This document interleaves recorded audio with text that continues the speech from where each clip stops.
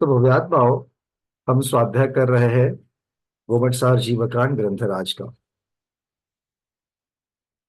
योग मार्गणा में कार्बन शरीर के उत्कृष्ट संचय कब होता है और उसका स्वामी कौन है, इसकी चर्चा करने से पहले कुछ एक दो प्रश्न आप लोगों को मैं पूछ रहा हूं।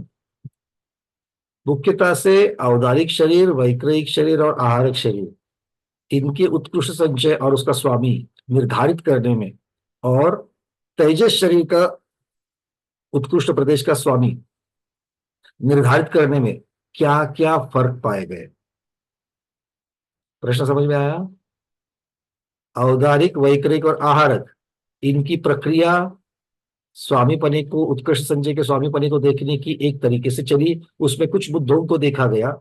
तेजस शरीर के उत्कृष्ट संचय के स्वामी को भी निर्धारित करते वक्त आचार्य भगवान ने कुछ कुछ मुद्दों को रखा। बहुत सारे मुद्दे जो है वो समान थे, किंतु कुछ मुद्दे ऐसे थे जो दोनों को भिन्न करते हैं। और वो क्या है? चलिए, हेमा दीदी सबसे पहले आपने हाथ ऊपर किया है। नमोस्तु आचार्य श्री वन्ना भैया जी।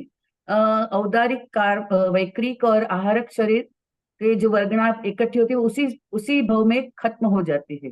वो आगे नहीं जाते वो संचय, जबकि तेजस शरीर का अगले भव में भी जाता है। बहुत बढ़िया। चलिए, पहला फर्क तो ये है।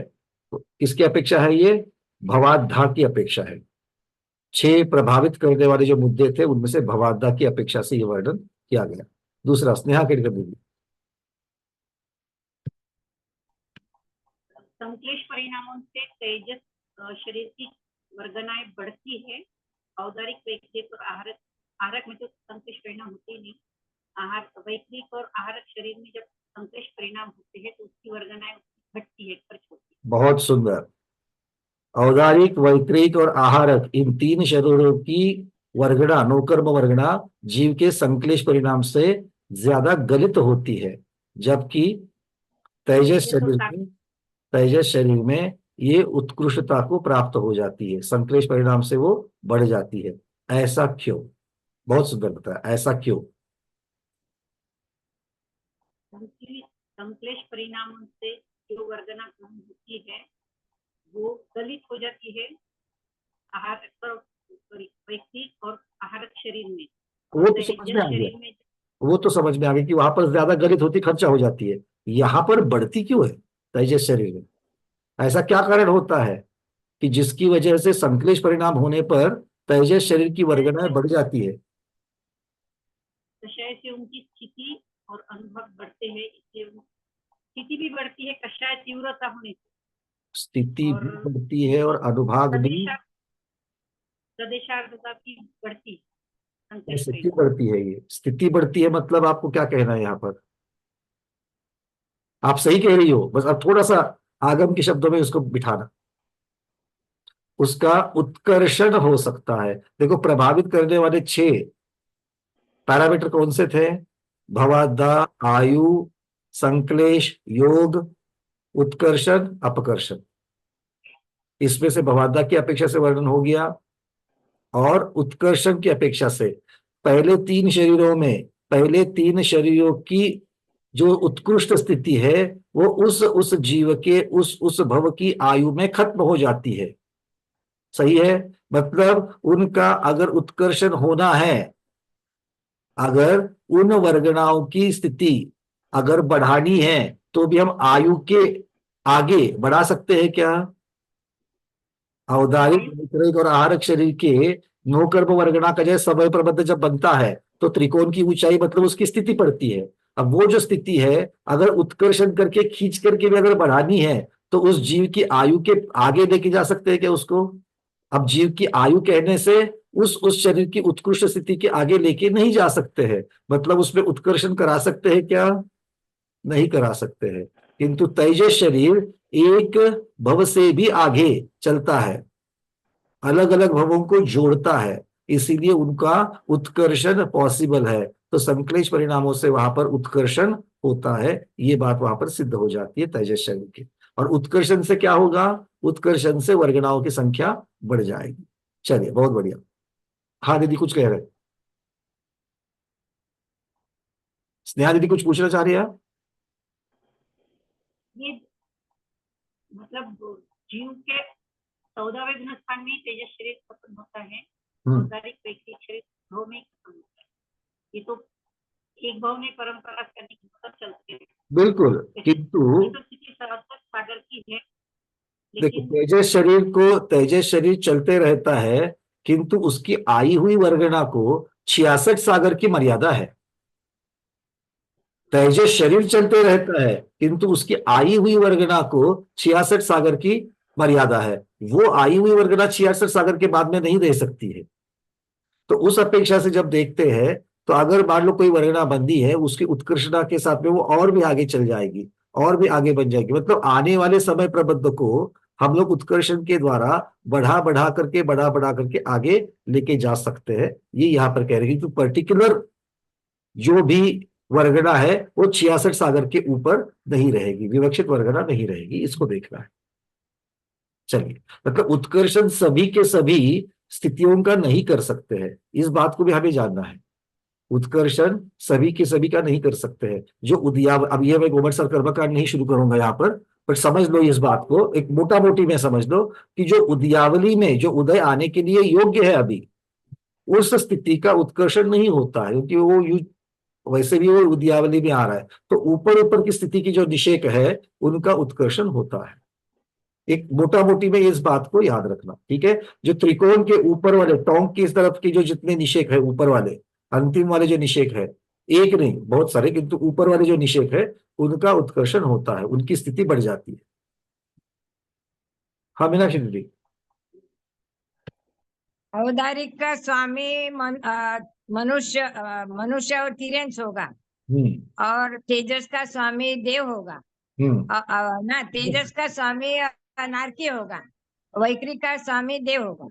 चलिए, ये भी फर्क होता है, बहुत बढ़िया। आहारक और औदारिक दोनों का और आहारक मनुष्य का होगा, और औदारिक में दोनों होगा, होते हैं, तिरंस और और मनुष्य। जीव वैक्रिक के होते हैं। और नारकी जो है वो तेजस और कार्बन का भी होगा, कार्बन का वर्णन आज आ जाएगा।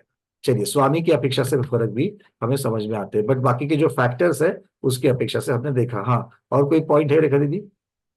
हाँ, हम औदारिक वैक्रयिक आहारक शरीर में उसी भाव के हिसाब से उत्कृष्ट संचय का ये समय उत्कृष्ट संचय निकालते हैं। लेकिन तेजस शरीर में हम जब स्वामी को 7वें नरक का नारकी ले सकते, तो उनको दोबारा उसी में जन्म लेना पड़ता, 7वें नरक में ही दूसरा जन्म लेके जाना पड़ता है, फिर उनका उत्कृष्ट संचय निकाल सकते। ठीक है, ये बिल्कुल ठीक है आपका, किंतु ये इसीलिए है क्योंकि तेजस शरीर एक से ज्यादा भवों को जोड़ता है, इसीलिए ये वर्णन आएगा। किंतु वो वहां पर शरीर के स्थिति की चर्चा है, यहाँ पर उत्कृष्ट संचय की चर्चा है। तो शरीर की स्थितियां ऐसी है, इसीलिए उत्कृष्ट संचय की चर्चा में ये मुद्दे आते हैं। ठीक है, तो हाँ। कारण और कार्य की अपेक्षा से देख सकते हो उसको। ठीक।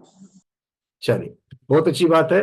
तो यहाँ पर कंक्लूड करने के लिए आचार्य भगवान कह रहे हैं, साररूप कहने के लिए, कि औदारिक शरीर, वैक्रयिक शरीर और आहारक शरीर के पुद्गलों का, नो कर्म वर्गनाओं का उत्कर्षण नहीं होता, क्योंकि और इसीलिए उनके शरीर में कथन में संक्लेश का कथन नहीं किया, संक्लेश से वहां पर गलन पाया जाता है। इस प्रकार परिभ्रमण करके जीवितव्य के स्तोक शेष रहने पर, कौन सा जीव? तेजस शरीर वाला जीव अपने जीवन कम रहने पर, शेष रहने पर, अंत में आने पर योग यवमध्य के ऊपर अंतर्निहित काल तक ठहरा, और अंतिम जीव गुण स्थानांतर में आवली के असंख्यात विभाग प्रमाण काल तक। ये बाकी का सारा जितना भी वर्णन है, वो सारा का सारा वर्णन पहले के शरीरों के जैसा है। अब यहां पर अंतिम दो समय जो है, द्विचरम और अंतिम समय, ये जो है यहाँ पर हमने पहले के शरीरों में क्या लिखा था, वो वहां पर उत्कृष्ट योग को प्राप्त होता है। पहले 3 शरीरों में अंतिम 2 समय में जीव उत्कृष्ट योग को प्राप्त होता है, किंतु तेजस शरीर की यहाँ पर और एक चीज ऐड हो जाती है, और वो है कि द्विचरम और त्रिचरम समय में, अंत के 3 समय जो है उसमें, दूसरा और तीसरा समय जो है उसमें ये जीव उत्कृष्ट संक्लेश को भी प्राप्त होता है। ये उत्कृष्ट संक्लेश को भी प्राप्त होता है। 7वें नरक का नारकी है, उसकी अपेक्षा से वर्णन देख लेना। यहाँ पर ये उत्कृष्ट संक्लेश को भी प्राप्त होता है, और चरम और द्विचरम समय में उत्कृष्ट योग को प्राप्त होता है। इस प्रकार से आचार्य भगवान यहाँ पर कह रहे हैं। चलिए, अब चलते हैं कारमान शरीर के उत्कृष्ट प्रदेश के संचय का स्वामी। गाथा तो हमने पहले देखी ली है, किंतु उसका जो अंतिम चरण था वहां पर आचार्य भगवान ने क्या कहा था, 258 नंबर की गाथा, उसमें कारवान शरीर का वर्णन आया है। उस गाथा को 258 नंबर की गाथा को फिर से गा लेते हैं।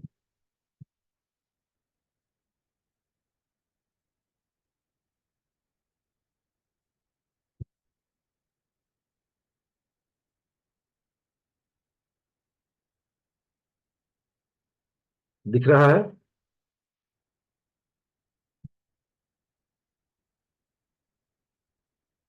चलिए। तेजा शरीर जेठम सत्तम चरिमं मे विधीयवारस कम्मस्स वितथैव य निरये बहुवार भविदस। तो कम्मस्स भी अब कार्बन शरीर के लिए बता रहे हैं। कार्बन शरीर के लिए तथैव, तथैव मतलब कैसे, जैसे तेजस में बताया गया था वैसे, ये तथैव ये निरये बहुवार भमिदस, मतलब अनेक बार नरक में भ्रमण करके, नरकों में अनेक बार भ्रमण करके सप्तम पृथ्वी में उत्पन्न हुए नारकी के अंतिम समय में कार्बन शरीर का उत्कृष्ट संचय होता है। तो चलिए अब उस कार्बन शरीर के जीव की चर्चा कर लेते हैं। पहले उसका जो रेखा चित्र बना हुआ है वो हम आपको दिखा देंगे, और फिर आचार्य भगवान क्या वर्णन करते हैं उसको रेखा चित्र को देखते देखते हम लोग उसकी चर्चा करेंगे।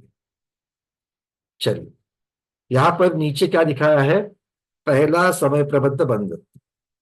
क्या दिखाया है, पहला समय प्रबद्ध बंध, मतलब कार्बन शरीर का, कार्बन शरीर भी बन रहा है, बन रहा है, बन रहा है, अनादिकाल से बन रहा है। तो उसमें से एक कोई भी विवक्षित समय ले लीजिए कि भाई हम यहां से शुरुआत, जैसे तेजस शरीर को आपने एक बीच में से कोई भी पॉइंट लिया था, यहां से हम गिनना शुरू करेंगे, ठीक है। वैसे यहां पर अब कार्बन शरीर की उत्कृष्ट स्थिति को कितनी बताई गई थी, 70 कोड़ा कोड़ी सागर। 70 को 1 करोड़ से गुणना, फिर उसको 1 करोड़ से गुणना, ऐसे 70 कोड़ा कोड़ी सागर की बताई गई थी। तो उसमें से ऐसा तो चल ही रहा है, चल ही रहा है, तो उसमें से एक ऐसा समय प्रबद्ध लगाना, समय प्रबद्ध लेना कि भाई यहां से हम लोग काउंट करेंगे। स्थिति पड़ेगी कितनी, 70 कोड़ा कोड़ी सागर की। यहां से अब वो समय प्रबद्ध बन रहा है जो 70 कोड़ा कोड़ी सागर का शुरुआत है। तो ये समय प्रबद्ध बंधा, फिर ये जीव, हम इसका वर्णन आपको देखते हैं। ये 70 कोड़ा कोड़ी सागर में मुख्यतः से 2-3 चीजें हमको दिख रही है। सबसे पहले तो नीचे से पहले समय प्रबद्ध से जीव को बादर पृथ्वी कायिक के पर्याप्त और अपर्याप्त भवों में से लेकर के गए हैं। अब अपर्याप्त, पर्याप्त मतलब निर्वृत्त पर्याप्त, और पर्याप्त की अपेक्षा से भी लगा लेना, पर्याप्त और अपर्याप्त भव के साथ में लेकर के गए हैं। फिर बचा हुआ है छोटा सा भव अंत में, 70 कोड़ा कोड़ी में से कितना बचा है, 2000 सागर का काल।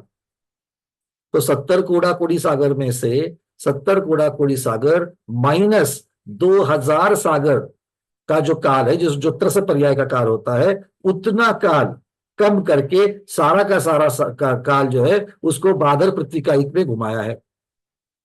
उसमें बादर पृथ्वी कायिक, समझ में आ रही बात है। 70 कोड़ा कोड़ी सागर बहुत बड़ा होता है और उसमें से 2000 सागर बहुत छोटा है। 70 करोड़ को और 1 करोड़ से गुणना, आवाज नहीं आ रही है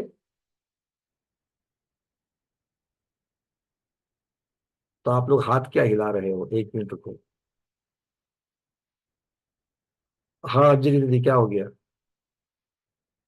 तर डबल स्क्रीन दिसतंय, काहीच दिसत नाही, इतकं बारीक बारीक दिसतंय, वाचताही नाही येत आहे. डबल स्क्रीन दिसते? हा,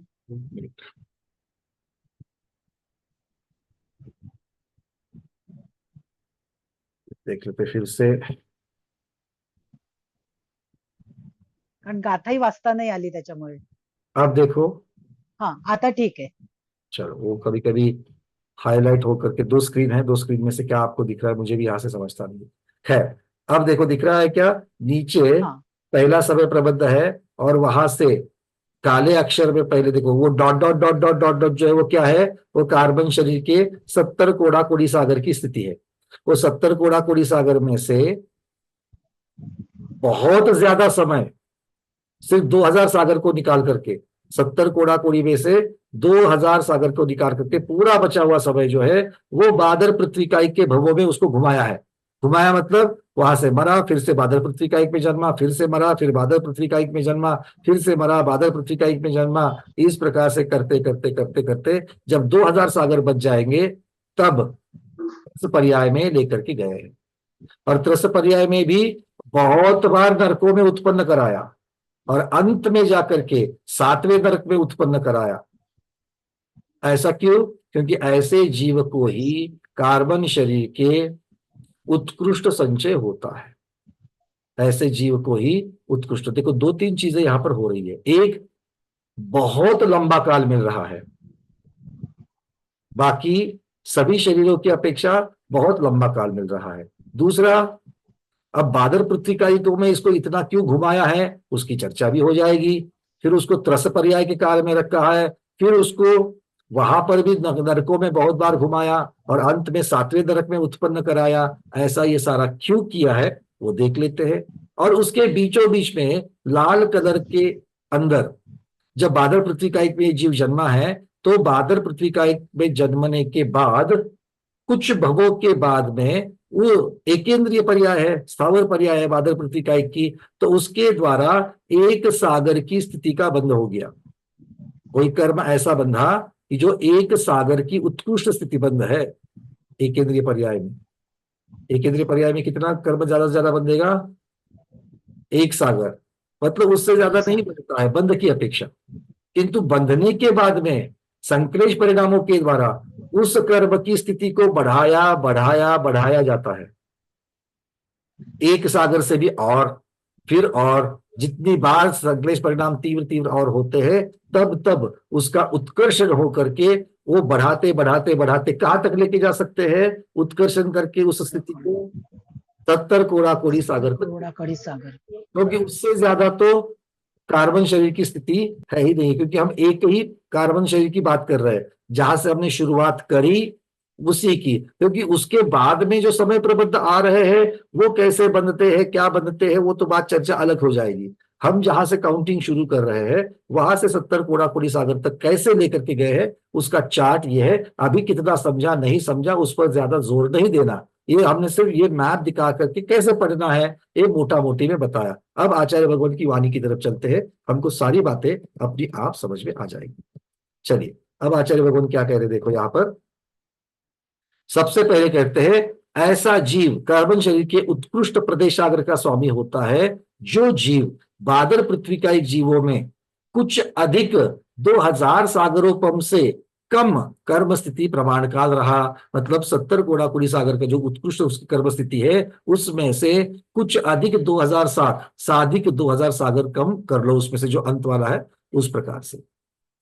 अच्छा, तो फिर ये बादल पृथ्वी का एक को यहां पर देखते ही शंका कर दे, पूछा कि भगवान आपको उसको स्थावर में ही उत्पन्न कराना था, तो जल का एक को क्यों नहीं लिया, अग्नि का एक को क्यों नहीं लिया, वायु का एक को क्यों नहीं लिया और वनस्पति का एक को क्यों नहीं लिया?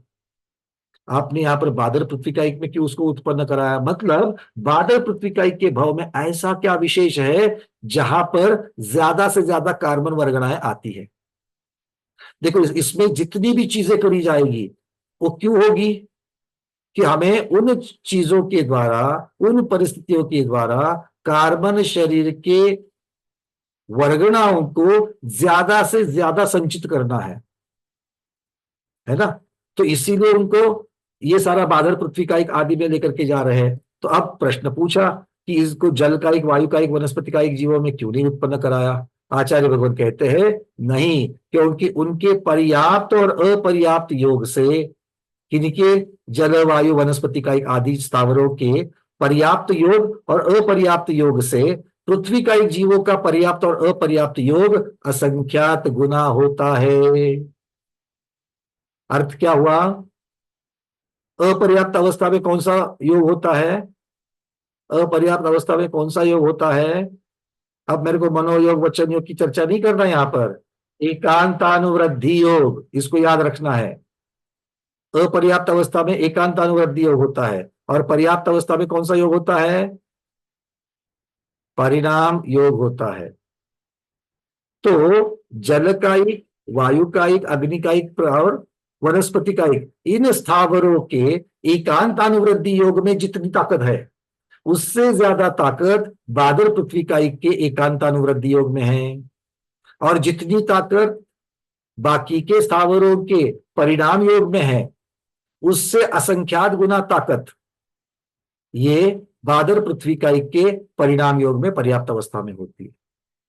तो इसका अर्थ ये हो गया कि बादल पृथ्वी कायिक के भले निर्वृत्त पर्याप्त अवस्था हो या पर्याप्त अवस्था हो, तुलनात्मक रीत्या योग की शक्ति बहुत ज्यादा, असंख्यात गुना ज्यादा होती है। इसका मतलब है उस असंख्यात गुना ज्यादा योग से खींचा गया द्रव्य भी ज्यादा ही होगा, और इसीलिए बादल पृथ्वी कायिक ने उत्पन्न कराया। बात क्लियर है? तो हमें यहां पर एक एक सिद्धांत जैसी चीजें, नियम जैसी चीजें मिल रही है। तुलनात्मक रीत्या एकांतानुवृद्धि योग कौन से स्थावर में ज्यादा होता है? बादल पृथ्वी कायिक में। और परिणाम योग किसके ज्यादा होता है? वो भी बादल पृथ्वी कायिक में होता है। याद रहेगा? हाँ, जिनको याद रहेगा, जो जो अकलंक भगवान है, वो बिल्कुल भी सिर्फ सुन करके छोड़ देना।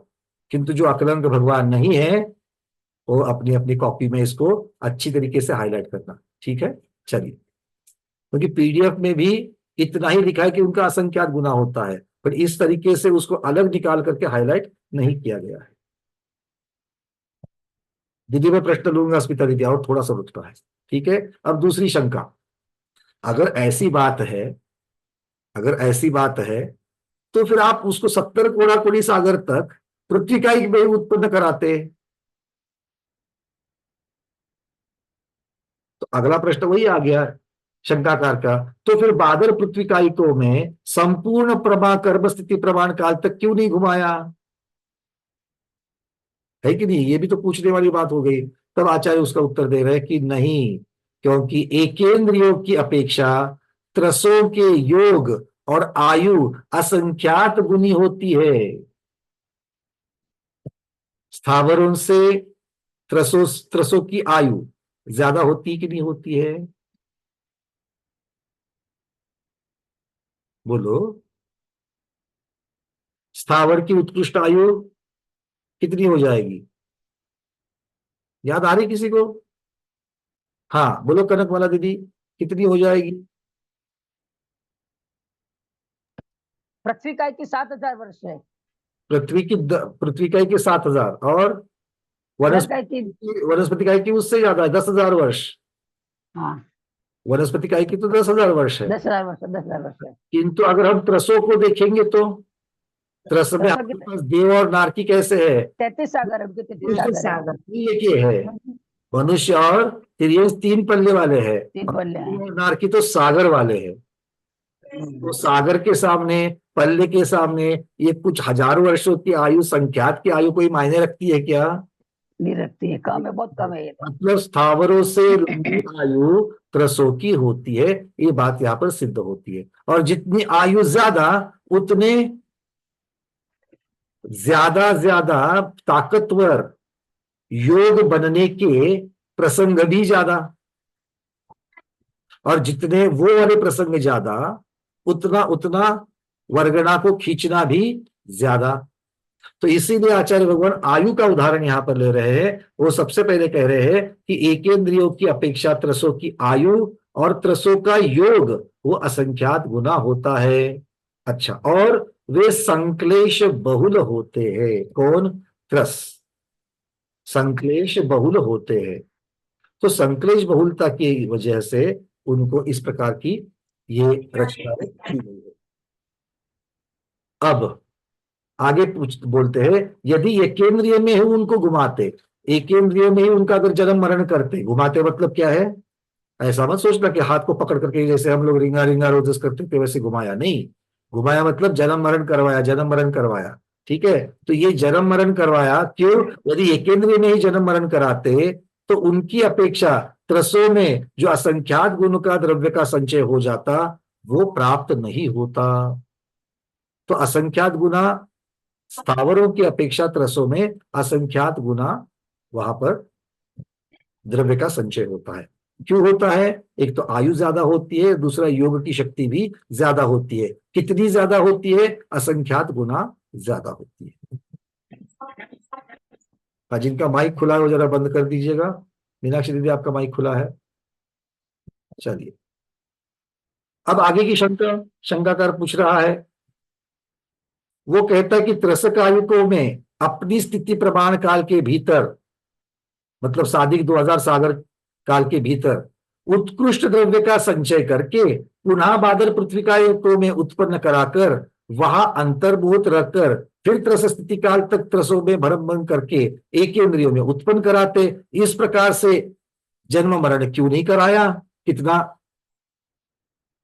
स्मार्ट प्रश्न पूछा है। देखिए, आप कहते हैं कि बादल पृथ्वी का की अपेक्षा त्रसों की आयु ज्यादा है, उनके योग ज्यादा वाले हैं। तो अगर ऐसा है तो आप पहले बादल पृथ्वी का में इतने वर्षों तक उनको उत्पन्न कराने से अच्छा था आप त्रसों में ही उत्पन्न कराते।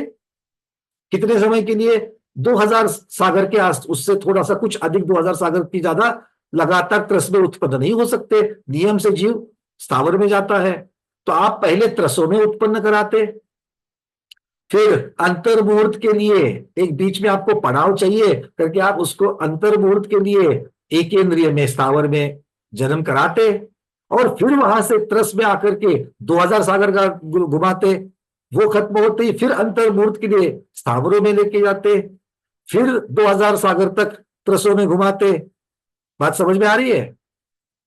सिर्फ अंत में सिर्फ 2000 सागर से कुछ अधिक काल तक त्रसों में जन्म मरण कराने से अच्छा था।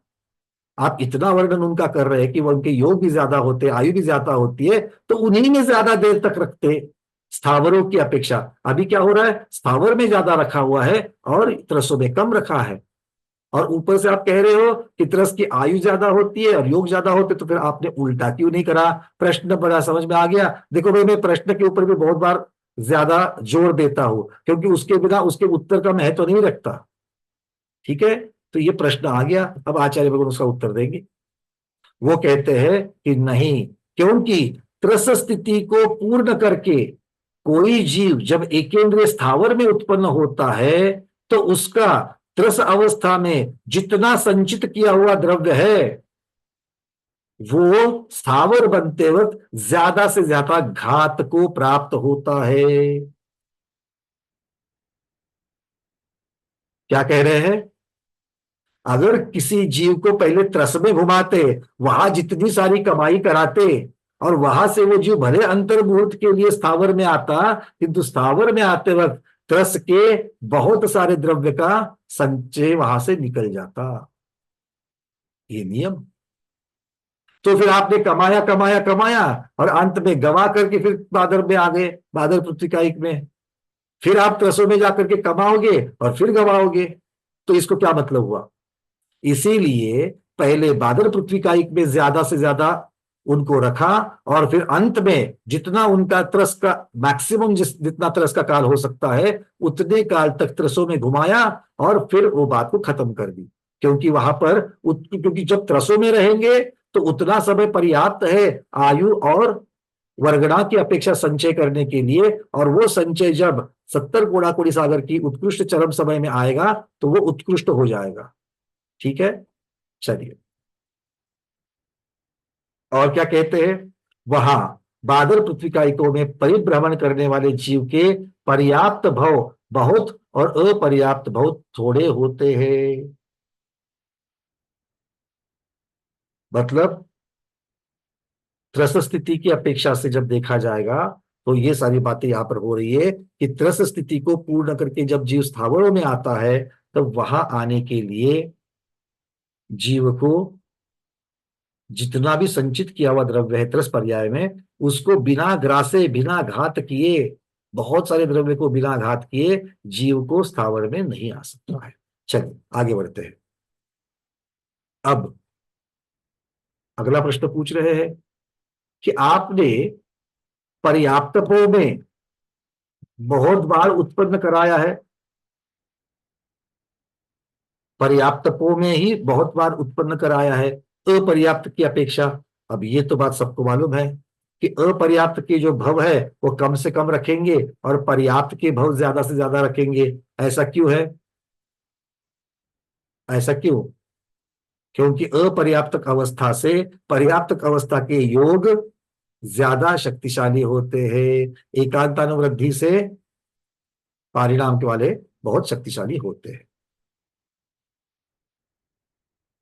अब यहां पर वो पूछ रहे हैं कि भाई योग की बहुलता आपको अभीष्ट क्यों है, आपको अभिप्रेत एक्सपेक्टेड क्यों है? जो बादल पृथ्वी कायिकों में जब चल रहे हैं तब ज्यादा से ज्यादा पर्याप्तक आप कह रहे हो कि पर्याप्त पर्याप्त होना चाहिए, ऐसा क्यों आपको अभीष्ट है? योग आप बोलते हो कि वहां पर योग की बहुलता है, मतलब योग की वेरिएशंस अच्छी अच्छी मिलती है, तो आपको ऐसा क्यों चाहिए? तो इसका उत्तर आचार्य भगवान दे रहे हैं, योग से प्रदेशों की अधिकता सिद्ध होती है। जितना योग ज्यादा उतना खींचने से आने वाला कार्बन जो नो कार्बन वर्गना जो है वो भी ज्यादा। दूसरा, पर्याप्त काल दीर्घ और अपर्याप्त काल थोड़ा होता है। अगर किसी भी जीव का पूरा भव देखेंगे, अगर किसी भी जीव का पूरा भव देखेंगे तो अंतर्मुहूर्त भर सिर्फ अपर्याप्त काल होगा और बचा हुआ पूरा का पूरा पर्याप्त काल होगा। मतलब पर्याप्त काल ज्यादा होते हैं, अपर्याप्त काल थोड़े होते हैं। पर्याप्तक दीर्घ आयु वालों में ही उत्पन्न होता है और अपर्याप्तक अल्प आयु वालों में ही उत्पन्न होता है। अब ये लब्ध पर्याप्तक की अपेक्षा से भी कह रहे हैं, लब्ध पर्याप्तक की आयु हमेशा अल्प आयु ही हो जाएगी। फिर मतलब जो जीव लब्ध पर्याप्तक करके जन्मा है, जो जीव लब्ध पर्याप्तक करके जन्मा है वो ज्यादातर लब्ध पर्याप्तक की ही अगले भोग की आयु बांधता है। क्या कह रहे हैं?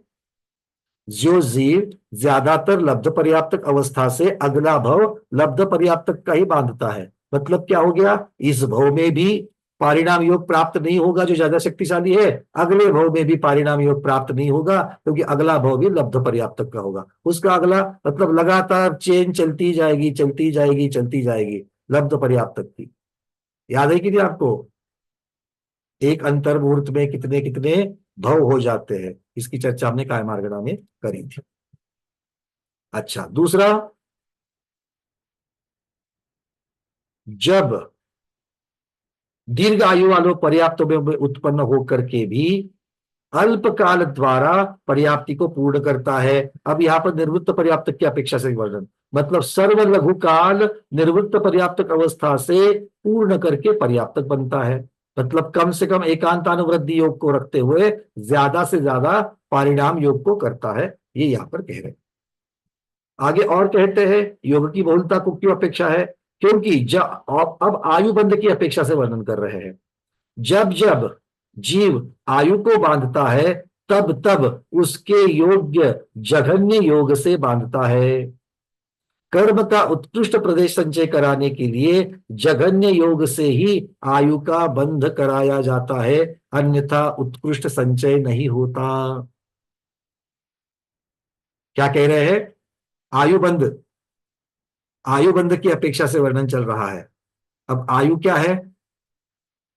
कर्म है और कार्बन शरीर का ही भाग है। तो आयु कर्म में अगर अच्छी आयु बांधनी है, उत्कृष्ट आयु बांधनी है, तो उत्कृष्ट आयु को कैसे कहेंगे? उत्कृष्ट मतलब अधिकतम, यहां पर अधिकतम की अपेक्षा लेना। अधिकतम आयु बांधनी है मतलब उसकी स्थिति अधिकतम पड़ेगी। जितनी स्थिति अधिक पड़ेगी उतने प्रदेशाग्र भी अधिक अधिक आ जाएंगे, उतना ही द्रव्य जो है वो कार्बन वर्गना का द्रव्य भी अधिक अधिक आ जाएगा। तो इसीलिए कहते हैं अगर ऐसी स्थिति बांधनी है तो जघन्य योग से ही आयु का बंध कराया जाता है, अन्यथा उत्कृष्ट संचय नहीं होता। तो ये हमको कितनी सारी टिप्स मिल रही है यहां पर योग से संबंधित, समझ में आ रही है आपको? लब्ध पर्याप्तक की अपेक्षा पर्याप्तक जीवों की चर्चा कैसे कर रहे हैं, निर्वृत्त पर्याप्तक की अपेक्षा पर्याप्तक की चर्चा कैसे कर रहे हैं, स्थावर में एक स्थावर की बादल पृथ्वी इकाई की चर्चा बचे हुए 4 पृथ्वी इकाइयों की अपेक्षा कैसे कर रहे हैं तुलना, स्थावरों की रस के साथ में कैसे तुलना कर रहे हैं। बात समझ में आ रही कि नहीं आ रही है सभी? कितने सारे पॉइंट्स हाईलाइट किए आपने, करते ही जाना, हम अंत में इसकी चर्चा करेंगे। ठीक है, चलिए अगला। अब क्या कहते हैं, उत्कृष्ट योग के काल में आयु का बंध होने पर, क्योंकि अभी तो कह रहे थे कि जगन्य योग से ही आयु का बंध कराया जाता है ताकि उत्कृष्ट संचय नहीं होता, तो मन में प्रश्न आ जाता है, अगर उत्कृष्ट योग से मतलब ज्यादा परिस्पंदन के साथ में अगर आयु बंध रही है, ज्यादा परिस्पंदन के साथ में अगर आयु बंध रही है, तो ऐसा क्या होता है कि द्रव्य कमा जाता है। तब आचार्य कहते हैं उत्कृष्ट योग के काल में, मतलब जब आत्मा का परिस्पंदन ज्यादा ज्यादा ज्यादा हो रहा है, शक्तिशाली हो रहा है, और वो जब तक हो रहा है उतने काल में अगर आयु का बंध होता है, आयु बंधती है, तो जगन्य योग से आयु को बांधने वाले के कर्मों का जो क्षय होता है, उससे असंख्यात गुना द्रव्य का क्षय होता है। क्या कह रहे हैं, आयु जितना शक्तिशाली योग से बांधोगे उतना कार्बन वर्गणा का क्षय हो रहा है, और जितना जगन्य योग से बांधोगे उतना कार्बन वर्गणाओं का क्षय कम होता है। आपको एक उदाहरण देते हैं, रोटी को पकने के लिए योग्य तापमान की जरूरत होती कि नहीं होती है। बहुत सारी चीजों में तवा जब तक गर्म ना हो, तवा जब तक गर्म ना हो तब तक उस पर बनने वाला व्यंजन ठीक नहीं होता, हाँ या ना? हाँ, किंतु डोसे का उदाहरण ले लो, साउथ इंडियन डोसा। आपने देखा होगा एक डोसा उतारने के बाद में वो जो व्यक्ति होता है डोसा बनाने वाला, होटल की बात कर रहे हैं हम, आपने कभी चित्रों में या पिक्चर में या साक्षात भी देखा होगा, वो क्या करता है, बहुत लंबा चौड़ा उसका लोहे का तवा होता है और टेम्परेचर बड़ा होता है उसका, नीचे से सारा फुल किया रहता है फ्लेम, और वो क्या करता है, पहला डोसा उतारने के बाद में उसके ऊपर पानी डाल करके वो तवे का टेम्परेचर कम करता है। क्यों भाई, बाद में तो आपको टेम्परेचर चाहिए, उसी के ऊपर तो आप डोसे को पकाते हो, पर शुरुआत में क्यों उसके ऊपर आपने कर दिया, क्योंकि ऐसा नहीं करेंगे तो डोसा जल जाएगा, पकेगा नहीं।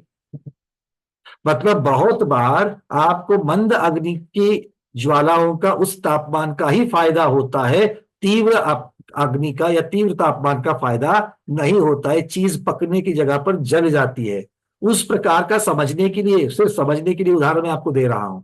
यहां पर क्या कह रहे हैं कि अगर मंद योग के साथ, जगन्य योग के साथ में अगर आयु बंधती है तो वहां पर द्रव्य का क्षय कम पाया जाता है, क्योंकि हम यहां पर संचय करने की अपेक्षा से ज्यादा वर्णन कर रहे हैं, गंवाने की अपेक्षा से नहीं। किंतु अगर उत्कृष्ट योग पर अगर डालेंगे तो वो वहां पर द्रव्य का क्षय ज्यादा होगा, द्रव्य का क्षय ज्यादा होगा मतलब पकने की जगह पर जल जाएगा, ये कह रहे हैं आगे। और ये ऐसा क्यों, क्योंकि ये उसके स्वभाव है, ये आयु कर्म का स्वभाव है, इस प्रकार से बंध की प्रक्रिया चलती है। आगे, उपरीम स्थितियों के निषेक का उत्कृष्ट पद होता है और अधस्तन स्थितियों के निषेक का जघन्य पद होता है। एकेंद्रियों में यद्यपि उत्कृष्ट स्थिति बंध एक सागर है, तथापि एक सागर काल बीतने पर समय प्रबद्ध के सब कर्म स्पंद नहीं गलते, क्योंकि उत्कर्षण के द्वारा उनका स्थिति सत्व बढ़ जाता है। अब यहां पर ये बात कर रहे हैं उत्कर्षण की, अब यहां पर बात कर रहे हैं उत्कर्षण की। भाई पर्याप्त के साथ में उत्कर्षण या योग के साथ में जो उत्कर्षण होता है वो कैसे होता है, वो कहते हैं कि उत्कर्षण किसका होता है, जो ऊपर वाली स्थितियां है उनके निषेक का उत्कृष्ट पद होता है। उत्कृष्ट पद होता है मतलब क्या है, उनकी स्थिति अधिक होती है। अगर हम त्रिकोण की चर्चा करेंगे तो किसका पद, किसकी पोजीशन उत्कृष्ट कहलाएगी या अधिकतम वाली कहलाएगी। ध्यान से सुनो मैं क्या पूछ रहा हूं। मेरे पास समय प्रबंध का त्रिकोण है, समय प्रबंध के त्रिकोण में नीचे में भी द्रव्य है, बीच में भी द्रव्य है, ऊपर भी द्रव्य है, सब जगह पर द्रव्य ही द्रव्य है, निषेकों में है। तो इनमें से ऊपर द्रव्य है, उसको उन्होंने कहा इसका पद उत्कृष्ट है, और नीचे वाला जो द्रव्य है त्रिकोण के तलहटी में जो द्रव्य है उसका पद जघन्य है। इसका अर्थ क्या करेंगे? पद का अर्थ क्या है? स्थिति की अपेक्षा अधिकता और स्थिति की अपेक्षा जघन्यता। तो जघन्य पद किसका होगा? कम से कम स्थिति किसकी पड़ेगी? नीचे वाले निषेकों की। और उत्कृष्ट मतलब अधिकतम स्थिति किसकी होगी?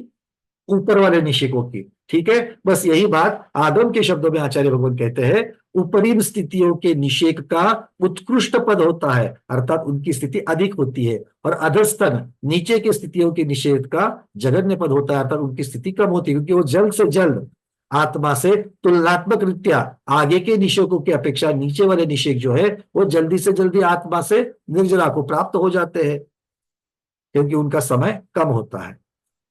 अब आगे कहते हैं एकेंद्रियों में यद्यपि उत्कृष्ट स्थितिबंध एक सागर है।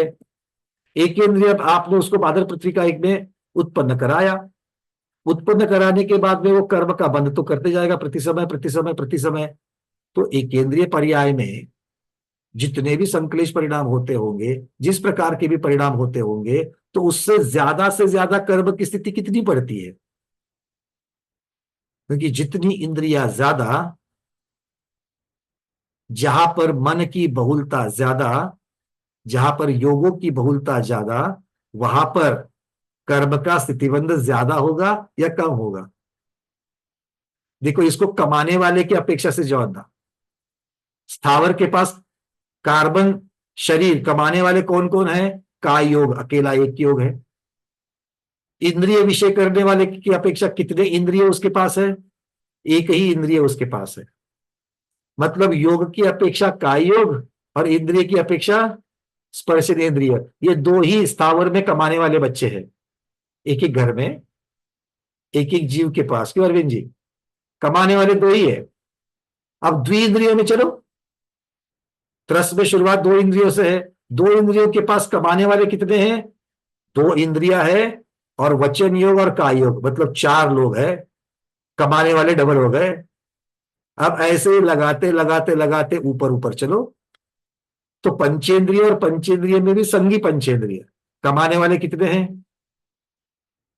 5 इंद्रिय विषय और मन योग वचन योग काय योग। और 9 इंद्रिय की अपेक्षा मन तो वैसे ही मन योग के साथ आ गया, तो 5 और 3 कमाने वाले 8 हो गए। कौन क्या कमाने वाले? कर्म को कमाने वाले, भले पुण्य हो या पाप हो, उसको कमाने वाले कौन हो गए? ज्यादा संगी पंचेंद्रिय सबसे ज्यादा हो गए। क्लियर है? तो इसका मतलब क्या हो गया? जहां पर योगों की बहुलता है, जहां पर इंद्रियों की बहुलता है, वहां पर कार्बन वर्गना संचित होने के प्रसंग ज्यादा होंगे, नहीं तो कम। तो एकेंद्र देखो, 70 कोड़ा कोड़ी सागर की स्थिति कौन बांध सकता है? त्रस बांध सकता है क्या? बांध सकता है। और स्थावर बांध सकता है क्या? नहीं बांध सकता, क्योंकि स्थावर कितनी ज्यादा बांध सकता है? एक सागर की ही बांध सकता है, क्योंकि उसके पास कमाने वाले इतने है ही नहीं है। बात समझ में आ रही कि नहीं आ रही? इन सब चीजों को सीखना ही गोमट साथ जीवकांड सीखना है। एक एक जीव के बारे में हम जान रहे हैं, किसकी किसकी कितनी कितनी मर्यादा है, क्या क्या कैपेसिटीज है। कभी चिंतन करने के लिए आग बंद करके बैठो, हम ज्यादा पाप कमा सकते हैं, चींटी ज्यादा पाप कमा सकती है?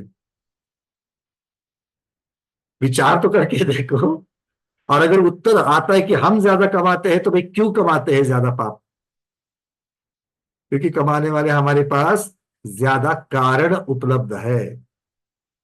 पाप कमाने वाले कारण हमारे पास ज्यादा उपलब्ध है। ठीक है, चलिए।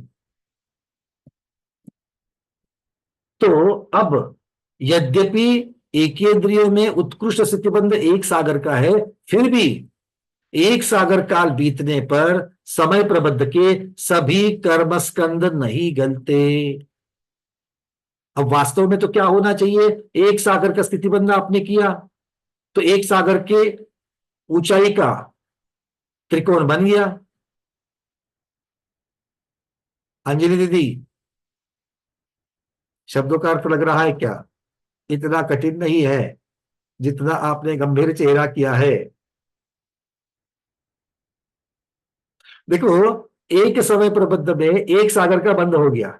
एक सागर का बंद हो गया मतलब अर्थ क्या आता है? एक सागर स्थिति है, अनुभाग है, प्रकृति है या प्रदेश है? एक सागर क्या है?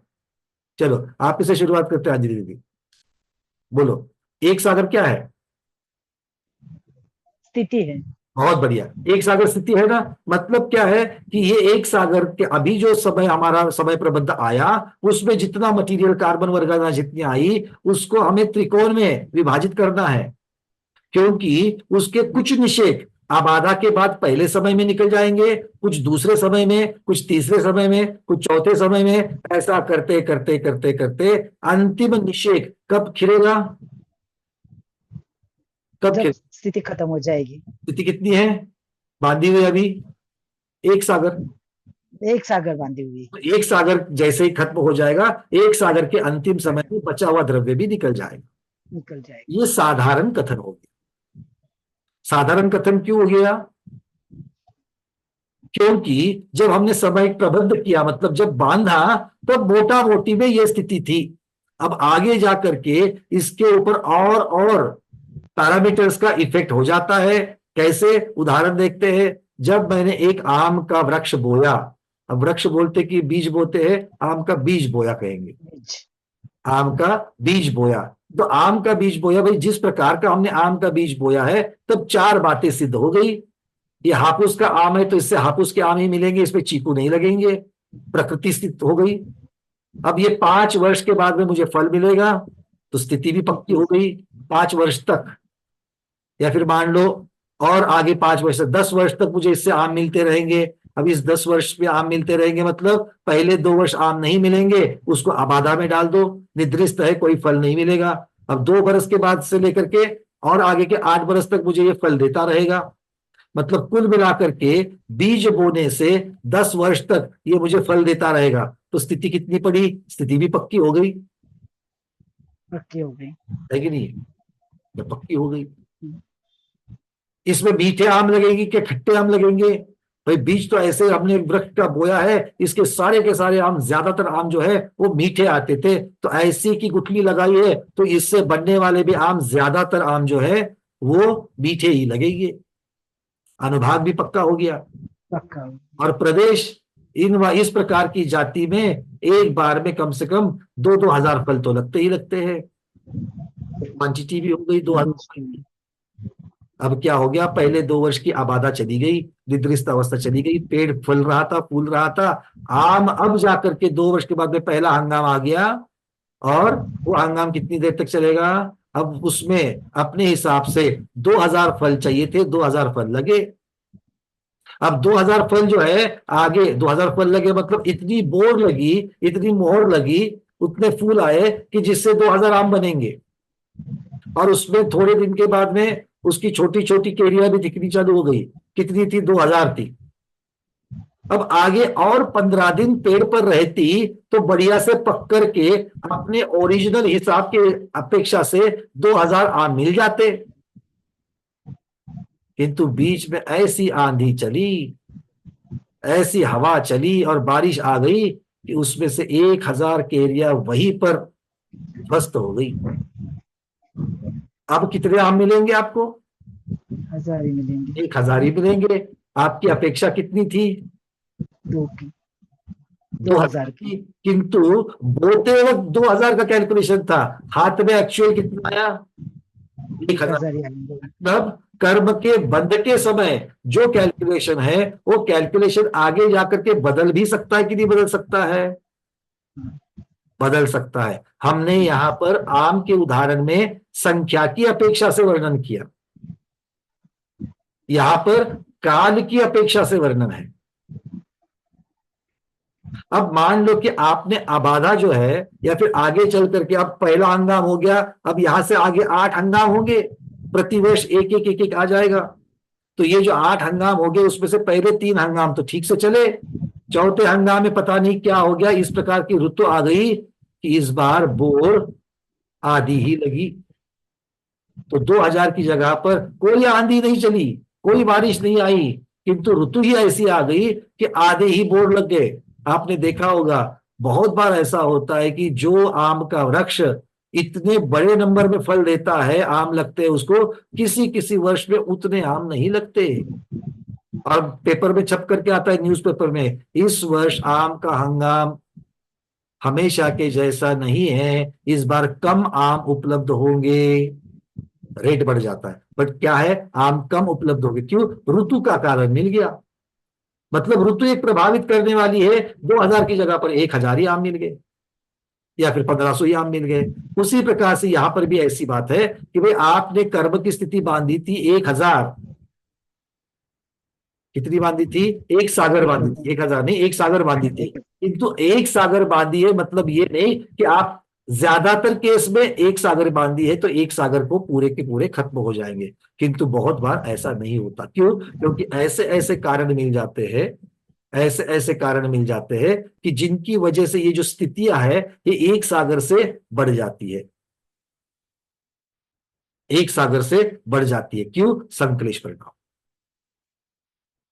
एक सागर की स्थिति पूर्ण होने से पहले जीव के बार बार जीव के संकलेश परिणाम होते रहते हैं, बार बार जीव के संकलेश परिणाम होते हैं। और ऐसे संकलेश परिणामों से होता क्या है कि पहले जो एक सागर आयु एक कर्म की स्थिति बांधी थी, वही कर्म एक सागर से बढ़ता है 5 सागर, 10 सागर, 15 सागर, 18 सागर। जितनी बार संकलेश हो रहा है उतनी बार वो कर्म की स्थिति जो है वो बढ़ रही है, बढ़ रही है, बढ़ रही है, बढ़ रही है। कब तक बढ़ेगी? कब तक बढ़ेगी? जब तक उत्कृष्ट स्थिति को प्राप्त नहीं होता। क्योंकि उत्कृष्ट स्थिति को उत्कृष्ट स्थिति क्यों कहते हैं? क्योंकि उससे आगे किसी भी हालत में उस कर्म की स्थिति नहीं जाती है। तो हमारे पास कर्म की स्थिति उत्कृष्ट कितनी है? 70 कोड़ा कोड़ी। तो ये एक सागर वाली जो बंद हो गया था समय प्रबंध, वो बार बार संकलेश परिणाम, बार बार संकलेश परिणाम करके वो उसका उत्कर्षण उत्कर्षण उत्कर्षण उत्कर्षण कर रहा है। अच्छा, उत्कर्षण किसका होता है? उत्कर्षण किसका होता है? तो त्रिकोण में जो अंतिम ऊपर वाले जो निषेक है, उन निषेकों का ही होता है। मतलब उत्कृष्ट स्थिति का ही होता है, अधिकतम स्थिति का ही उत्कर्षण होता है। ये कर्म सिद्धांत है। तो आचार्य भगवान इसके द्वारा यहां पर कह रहे हैं कि एकेंद्रियों में यद्यपि उत्कृष्ट स्थिति बंद एक सागर है, किंतु एक सागर काल बीतने पर सब वो पूरा का पूरा समय प्रबंध खाली होगा, ये जरूरी नहीं है। क्योंकि उत्कर्षण के द्वारा स्थिति सत्व बढ़ जाता है। फिर अगर ऐसी बात है तो शंका का तो पूछा ही, वो तो उसके दिमाग में, वो तो एक इतनी जल्दी मानने वाला नहीं है, वो आप जैसा नहीं है, आप बहुत जल्दी मान जाते हो। उसके मन में अगली शंका आती है। अब वो क्या कह रहा है? अगर ऐसा है, ऐसा मतलब कैसा? संकलेश परिणामों से उत्कर्षण के द्वारा स्थिति का सत्व बढ़ता है, स्थिति बढ़ जाती है पहले से बंधे हुए कर्म की, तो अनंत काल तक उत्कर्षण कराकर संचय को क्यों ग्रहण नहीं किया? आपने ये 70 कोड़ा कोड़ी सागर तक ही कर्म की स्थिति जो रखी हुई है, 70 कोड़ा कोड़ी सागर तक की रखी है, उससे संकलेश परिणाम। अब जीव तो कैसा है? अब ये अभव्य जीव भी हो सकता है, भव्य जीव भी हो सकता है, उसके पास अनंत वर्ष की और आगे संसार परिभ्रमण है, तो अनंत काल तक उसको इसी प्रकार संकलेश परिणामों में रखते हुए उसका उत्कर्षण करके करके करके करके आपने और स्थिति को क्यों नहीं बढ़ाया? प्रश्न समझ में आया? तो ये अधिकतम क्यों आपने उसकी स्थिति को नहीं बढ़ाया? तब आचार्य भगवान कहते हैं क्योंकि कर्म स्कंधों के उतने काल तक उत्कर्षण शक्ति का अभाव है। मतलब कितना भी उत्कर्षण कार्बन स्थिति में करो, कर्म की स्थिति में करो, ज्यादा से ज्यादा 70 कोड़ा कोड़ी सागर तक कर सकते हो, ये भी कर्म की अपेक्षा है। जिनकी कर्म की स्थिति उत्कृष्ट स्थिति 20 कोड़ा कोड़ी सागर है, वो 20 कोड़ा कोड़ी सागर तक ही कर सकते हैं। जिसकी 30 कोड़ा कोड़ी 40 कोड़ा कोड़ी सागर की उत्कृष्ट स्थिति बन सकती है, उन उन कर्मों को उतना उतना ही आप खींच सकते हो, उससे ज्यादा नहीं खींच सकते हो। इसीलिए तो उन कर्मों की उत्कृष्ट स्थिति वो कही गई है। ठीक है? मिथ्यात्व कर्म को उत्कर्षण करा करा करके अगर मान लो हमने अभी मोहनीय कर्म की मिथ्यात्व प्रकृति बांधी, कितनी बांधी? 10 सागर की बांधी।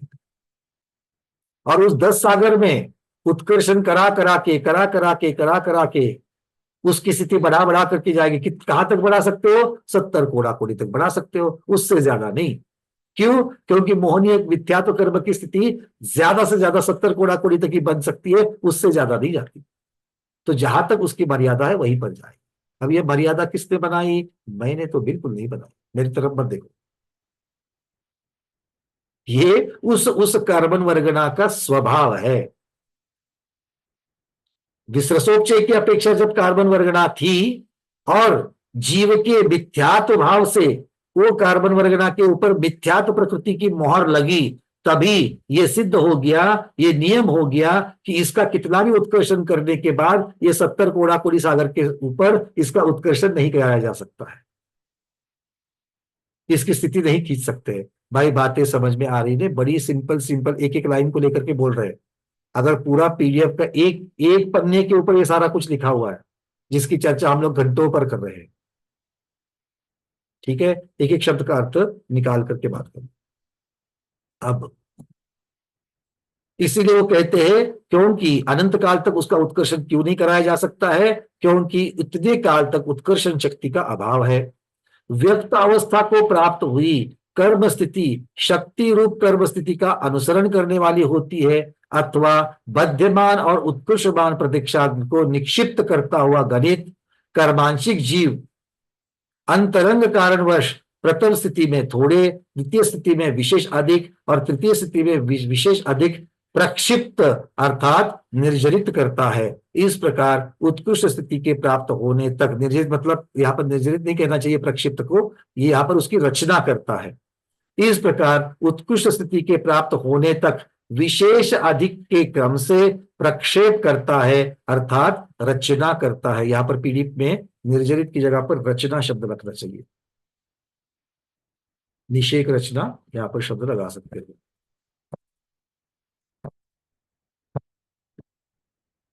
हम यहाँ पर चेंज कर रहे हैं उसको, निषेक रचना। चलिए, इस प्रकार उसको खींच करके उत्कृष्ट स्थिति के प्राप्त होने तक विशेष अधिक क्रम से, मतलब पहली स्थिति में थोड़ा, दूसरी में थोड़ा थोड़ा अधिक, तीसरी में थोड़ा अधिक, चौथी में थोड़ा अधिक, ऐसा करते करते करते ऊपर वाले जितने भी है उनकी स्थिति को ज्यादा से ज्यादा बढ़ाता है। इस विलोम विन्यास, विलोम विन्यास मतलब ये जिस प्रकार की रचना हो रही है उसे विलोम विन्यास कर रहे हैं, का कारण गुणित कर्मांशिकत्व और अनुलोम विन्यास का कारण क्षपित कर्मांशिकत्व है, ना कि संक्लेश और विशुद्धि। मतलब इस प्रकार की रचना होने का कारण न संक्लेश है न विशुद्धि है, किंतु क्षपित कर्म। अब ये सारा जो प्रकरण है ये कर्मकांड की अपेक्षा से हो जाएगा। इतना ही यहाँ पर बन करके चलना आपको, इतना ही यहाँ पर हमको लेना है कि भाई ये सारा का सारा बंद के समय जितना भी कर्म की स्थिति पड़ती है वो आगे चल करके उसको बढ़ाया जा सकता है। और कितना बढ़ाया जा सकता है? उस कर्म की उत्कृष्ट स्थिति तक बढ़ाया जा सकता है। ठीक है, चूंकि यहाँ पर कार्बन शरीर के अर्थात 8 कर्मों को अभेद रूप से कार्बन शरीर कहा गया है और उसकी उत्कृष्ट स्थिति का वर्णन है, तो सबसे ऐसे कर्म प्रकृति जिसकी ज्यादा से ज्यादा प्रकृति का स्थिति पड़ती है, जो मिथ्यात्व कर्म है, 70 कोड़ा कोड़ी सागर है, उसकी अपेक्षा से वर्णन अपेक्षित है। अब आगे वो कह रहे हैं बहुत बहुत बार उत्कृष्ट योग स्थान को प्राप्त होता है और बहुत बहुत बार बहुत संक्लेश रूप परिणाम वाला होता है। तो द्रव्य का उत्कर्षण कराने के लिए और उत्कृष्ट स्थिति का बंध कराने हेतु बार बार संक्लेश रूप परिणाम की आवश्यकता है। संक्लेश रूप परिणाम के बिना इस प्रकार के उत्कृष्ट योग स्थानों को और उत्कृष्ट स्थिति बंध को प्राप्त नहीं होगा, इसलिए बार बार संक्लेश होना जरूरी है। इस प्रकार परिभ्रमण करके बादर त्रस पर्याप्तकों में उत्पन्न हुआ, अर्थात त्रस स्थिति से रहित मतलब साधिक 2000 सागर का त्रस पर्याय काल कम 70 कोड़ा कोड़ी सागर तक वहां पर भ्रमण कराया और फिर त्रस पर्याप्तकों में उत्पन्न हुआ। अब यहां पर शब्द आते हैं, बादर शब्द का प्रयोग क्यों किया गया? त्रस कहने से ही सूक्ष्मता का निषेध हो जाता। क्या कहा था ऊपर? इस प्रकार परिभ्रमण करके बादर त्रस पर्याप्तकों में उत्पन्न हुआ। आपने और हमने तो इसको पकड़ा नहीं शब्दों में। आपने बादर त्रस शब्द क्यों लगाया? त्रस सूक्ष्म होते हैं क्या? तो फिर त्रस सिर्फ बोलने से काम हो जाता, आप बादर त्रस क्यों बोल रहे हो? शंकाकार हाथ में कैंची लेकर के बैठे जैसा बैठा है, आया तो पकड़ लेता है, चिमटा होता है उसको पकड़ लेता है। तो उसने बोला कि बादर त्रस क्यों कहा? तब आचार्य भगवान कहते हैं, पर आचार्य भगवान तो आचार्य भगवान है, हर एक शब्द को इसीलिए उच्चारते हैं क्योंकि उसका वहां पर कोई ना कोई तो विशेष कारण होता है, उसके बिना वो ऐसे शब्दों का प्रयोग नहीं करते हैं। तो उनके पास उत्तर रेडी है। वो क्या कहते हैं? नयेषु दोषः, बादर के साथ में त्रस शब्द लगाने में कोई दोष नहीं है। क्यों? यहां पर सूक्ष्म नामकर्म के उदय से जो सूक्ष्मता उत्पन्न होती है, जिसके बिना विग्रह गति में वर्तमान रसों की सूक्ष्मता स्वीकार की गई है, क्योंकि उनका शरीर अनंतानंत विसरसोपचय से उपचित औदारिक नो कर्म स्कंधों से रहित है। यहां पर त्रस को सूक्ष्म कहा जा रहा है या बादर कहा जा रहा है। त्रस को बादर त्रस कहा जा रहा है। वो किस लिए कहा जा रहा है? क्योंकि यहां पर बादर और त्रस ये शब्दों से बादर नाम कर्म या सूक्ष्म नाम कर्म इसकी चर्चा नहीं है। सूक्ष्म नाम कर्म से बिना अड़ने वाला और बिना अड़ाने वाला ये जो व्याख्या है, उस व्याख्या की अपेक्षा से यहां पर त्रस को सूक्ष्म नहीं कह रहे। तो किसकी अपेक्षा से कह रहे हैं? शरीर की अपेक्षा से कह रहे हैं। क्योंकि वो कहते हैं विग्रह गति में जब जीव है, विग्रह गति में जब जीव है, कौन सा जीव है? त्रस जीव है, उसके त्रस नाम कर्म का उदय है। मतलब अगर मान लो कोई एक केंद्रीय बादर पर्याप्तक जीव अब विकलेंद्रिय बनने जा रहा है, तो उसने एक केंद्रीय पर्याय में मरण कर लिया, अब वहां से विग्रह गति में चला, उसके कौन से नाम कर्म का उदय है? त्रस नाम कर्म का उदय है, बादर नाम कर्म का उदय है, दो इंद्रिय नाम कर्म का उदय है। किंतु अभी उसके पास कौन से शरीर है विग्रह गति में? तेजस और कार्बान। औदारिक शरीर है क्या? नहीं। वैक्रयिक शरीर है क्या? नहीं। आहारक शरीर है क्या? नहीं। अब औदारिक शरीर सबसे ज्यादा स्थूल, उसका अभाव है। तो स्थूल का अभाव क्या कहलाता है? स्थूल का अभाव क्या कहलाता है? सूक्ष्म, क्योंकि स्थूल का ऑपोजिट होता है सूक्ष्म। तो औदारिक भी स्थूल है, वैक्रयिक उससे थोड़ा कम स्थूल है, आहारक उससे थोड़ा कम स्थूल है, किंतु तेजस और कार्बान बिल्कुल स्थूल नहीं है। आचार्य भगवान कहते हैं परम परम सूक्ष्मम। तो जब उमा स्वामी महाराज ने आगे के शरीर को मतलब तेजस और कार्बान को जब सूक्ष्म कहा था, क्या वो सूक्ष्म नाम कर्म की अपेक्षा से कहा था या शरीर की वर्गणाओं की सूक्ष्मता की अपेक्षा से कहा था? शरीर की वर्गणा की सूक्ष्मता की अपेक्षा से, है ना? तो बस इसीलिए यहां पर बादर त्रस शब्द लगाया गया। क्यों? क्योंकि इसका दो अर्थ होते हैं। यहां पर इसका अर्थ है बादर नाम कर्म का उदय होने वाले त्रस, किंतु जिनके साथ में अभी सूक्ष्म शरीर लगे हुए हैं, स्थूल शरीर नहीं लगे हुए हैं, ऐसे जीव। क्लियर? हाँ, तो अब शंकाकार भी शांत हो चुका है। अब उसको कहने के बाद आगे आचार्य भगवान कह रहे हैं, वो कहते हैं यहां पर सूक्ष्म नाम कर्म के उदय से जो सूक्ष्मता उत्पन्न होती है उसकी चर्चा नहीं है, क्योंकि वो सूक्ष्म नाम कर्म मन ना होते हुए बादर नाम कर्म के साथ भी जब जीव विग्रह गति में रहता है, तब उसके वर्तमान शरीर की अपेक्षा, तेजस और कार्बन शरीर की अपेक्षा उसकी सूक्ष्मता स्वीकार की गई है। वो शरीर की सूक्ष्मता है, ये यहां पर कह रहे हैं। अब त्रसों में परिभ्रमण, अब अंतिम वाले में आ गए। त्रसों में परिभ्रमण करने वाले ये जो जीव है, उस जीव के पर्याप्त बहु बहुत होते हैं और अपर्याप्त भव थोड़े होते हैं। पर्याप्त काल भी दीर्घ होता है। क्यों? क्योंकि निवृत्त पर्याप्त काल सर्वलघु होता है। जब जब ये जीव आयु को बांधता है तब तब उसके योग्य जघन्य योग से बांधता है। ऊपर वाले स्थिति के संक्लेश परिणाम के द्वारा उत्कर्षण कराता है, बहुत बहुत बार उत्कृष्ट योग स्थानों को प्राप्त होता है। योग स्थान को उत्कृष्ट होता है मतलब यव मध्य के ऊपर ऊपर वाले शक्ति स्थानों को प्राप्त करता है। इस प्रकार परिभ्रमण करके अंतिम भवग्रहण, जो अंतिम 70 कोड़ाकोड़ी सागर में अब जब 33 सागर बच जाते हैं, तब ऐसे जीव को 7वीं पृथ्वी के नारकियों में उत्पन्न कराया। उत्कृष्ट संक्लेश से अब 33 सागर की आयु ऐसा नहीं कह सकते, मोटा मोटी में 22 सागर +1 +1 समय से लेकर के 33 सागर, मतलब जितनी स्थिति उनकी बादर पर्याप्तकों में रखी है और अब बची हुई स्थिति जितनी उसकी 7वें नरक में चले जाएंगे, सब मिलाकर के 70 कोड़ाकोड़ी की हो जाएगी। तो ये जो बची हुई जो 7वें नरक की उसके पास जो स्थिति है, उतनी स्थिति के साथ में उसको यहां पर जन्म कराया है 7वें नरक में। अब उत्कृष्ट संक्लेश से उत्कृष्ट स्थिति को बांधने के लिए और उत्कृष्ट उत्कर्षण कराने के लिए 7वें नरक में उत्पन्न कराया है, क्योंकि 7वें नरक में संक्लेश सबसे ज्यादा है और स्थिति भी ज्यादा है, और स्थिति ज्यादा है तो उसके साथ में उत्कृष्ट संक्लेश के साथ में उत्कृष्ट उत्कर्षण भी हो सकता है। कर्म स्थिति को बढ़ाने का नाम उत्कर्षण है। अन्य नरक पृथ्वियों में 7वें नरक की अपेक्षा तीव्र संक्लेश और दीर्घ आयु की स्थिति का अभाव है। प्रथम समय में ऐसा जीव आहारक होता है, मतलब रुजुगति से जन्म लेता है।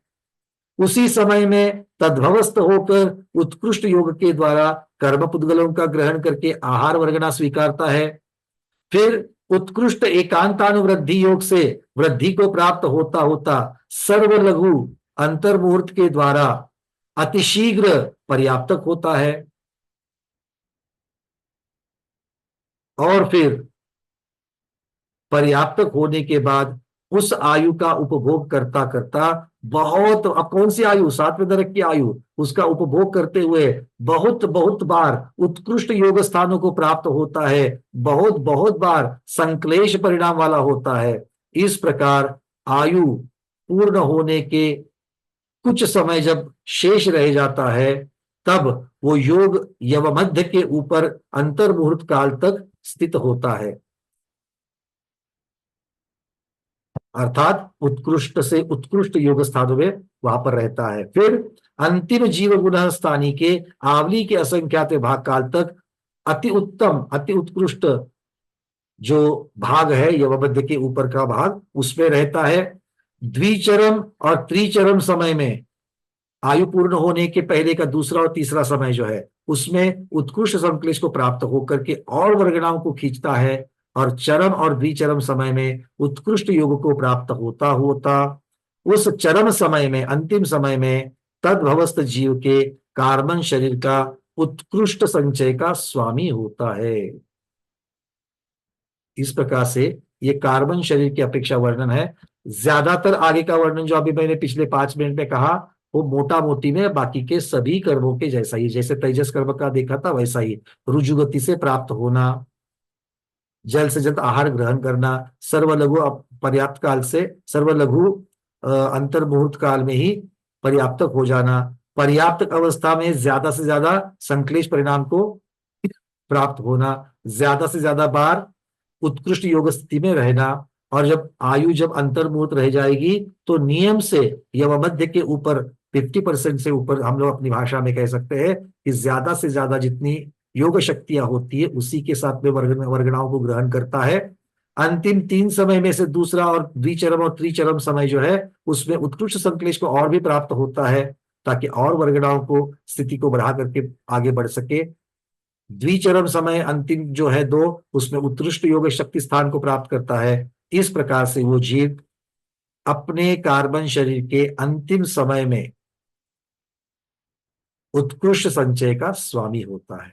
तो उत्कृष्ट संचय का स्वामी होने के लिए उसके पास इतनी सारी पात्रताएं चाहिए। कितनी सारी, मैं फिर से दोहराता हूं, उस जीव को 70 कोड़ा कोड़ी सागर माइनस 2000 कुछ अधिक 2000 सागर प्रमाण काल, इतने काल तक बादर पृथ्वीकायिकों में लगातार उसको उत्पन्न कराया। उसके बाद एक सागर का बंध जो उत्कृष्ट कर सकता है, उसके ऊपर के निशिकों को उत्कर्षण करा करा करके उत्कृष्ट स्थिति को प्राप्त कराया। उत्कृष्ट स्थिति 70 कोड़ा कोड़ी की है, वहां तक प्राप्त कराया। और जब अंतिम कुछ अधिक 2000 सागर का कार्य काल बाकी रहा, तब त्रसों में उत्पन्न कराया, उसमें भी ज्यादा से ज्यादा नरकों में उत्पन्न कराया, ताकि संक्लेश परिणाम बढ़ते रहे, आयु भी बहुत बड़ी बड़ी लंबी आयु उसको मिलती रहे। और इस प्रकार करा करके अंतिम भव जो है, वो अंतिम भव 7वें नरक की पृथ्वी के नारकी का उसको दिलाया, ताकि उसके और भी उत्कृष्ट संक्लेश और उत्कृष्ट शक्ति के योग स्थान बने और वो उत्कृष्ट संचय का स्वामी हो जाए। ठीक है, इस प्रकार से कार्बन शरीर के उत्कृष्ट प्रदेश के संचय के स्वामी का वर्णन यहाँ पर पूर्ण होता है।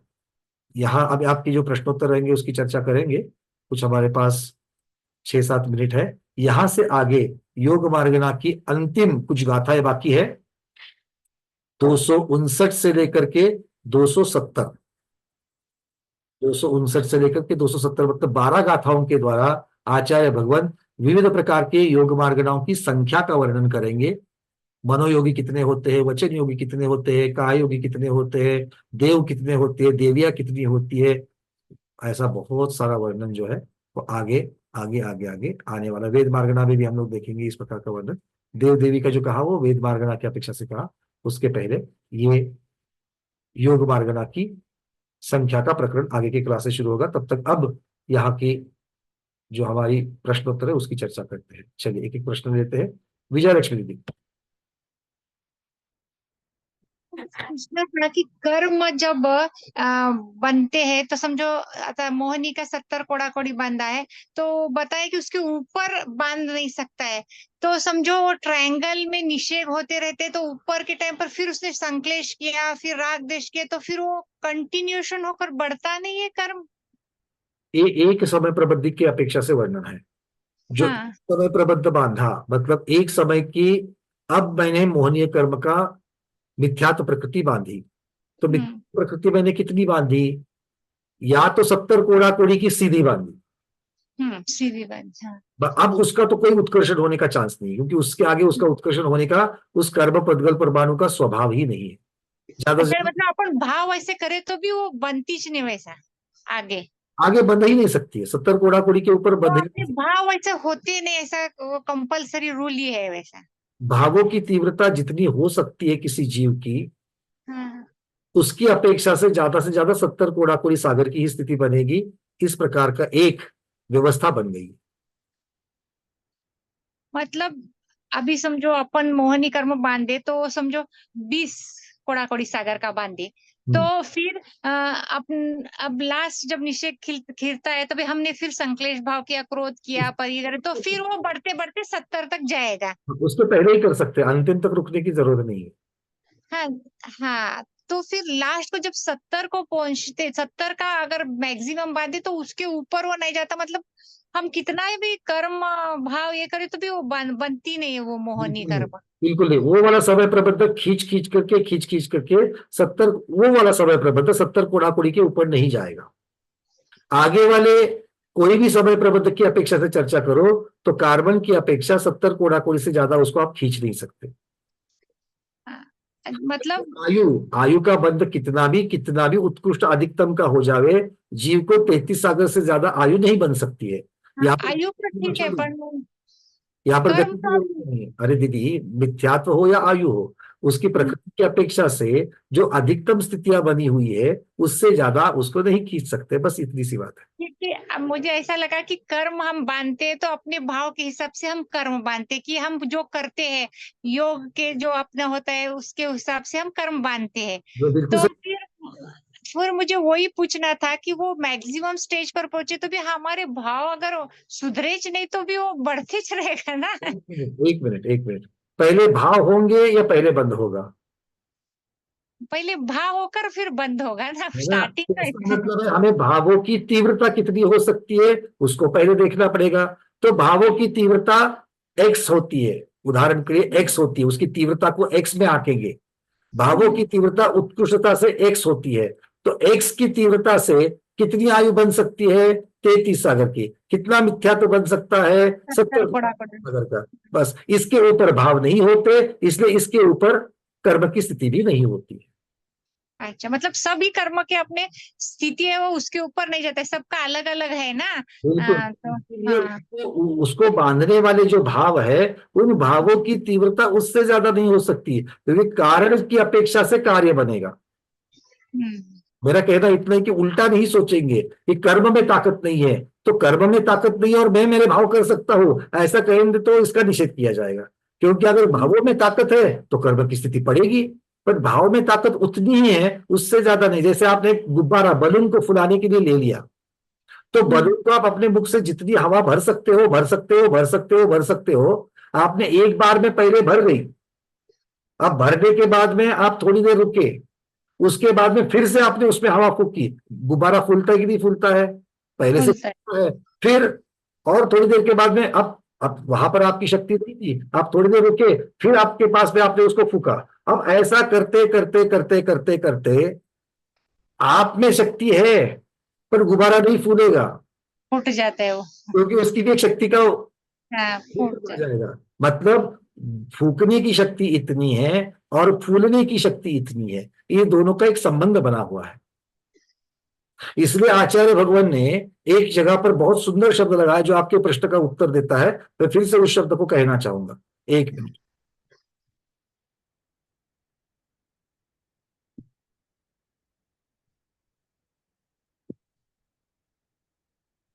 हाँ, अनंत काल तक उत्कर्षण कराकर संचय क्यों नहीं किया? मतलब आप जो ये ऊपर ऊपर ऊपर खींचने वाली बात है, उसको 70 कोड़ा कोड़ी तक क्यों रोका? अनंत काल तक उसका उत्कर्षण क्यों नहीं करा? तो आचार्य भगवान कहते हैं कि नहीं, क्योंकि कर्म स्कंधों की उतने काल तक उत्कर्षण शक्ति का अभाव है।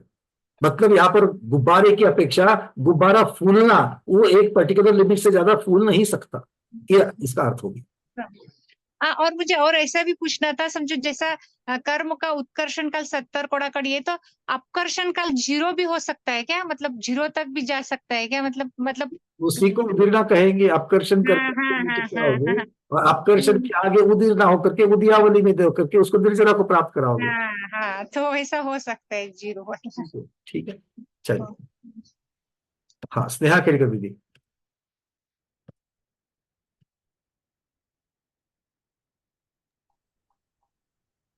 ठीक, नहीं समझ आया। दीदी आवाज आपकी नहीं आ रही हम तक।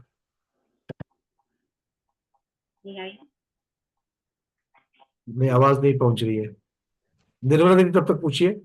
वंदना भैया जी, जो अपन ने देखा कि कभी कभी आम 2000 की कैपेसिटी थी, तो 2000 से ज्यादा उदाहरण दिया था ना आपने आम वाला, तो आम क्या 2000 से ज्यादा भी नहीं हो सकता? मतलब कैपेसिटी अगर अपन जी की मान के चल रहे हैं तो हाँ, भाई पर कम। अगर यहाँ पर उदाहरण ये था कि हाँ 2000 आम को तैयार करने वाली बोर हमारे पास लगी हुई है, कैरिया लगी है। अब कैरिया 2000 है तो उससे 4000 या 3000 आम नहीं बनेंगे। हाँ, नहीं तो आयु ने मतलब वो इतना भी तो अपने आप को वो कर ले कि वो कम नहीं हो जाए उसकी स्थिति उसी समय।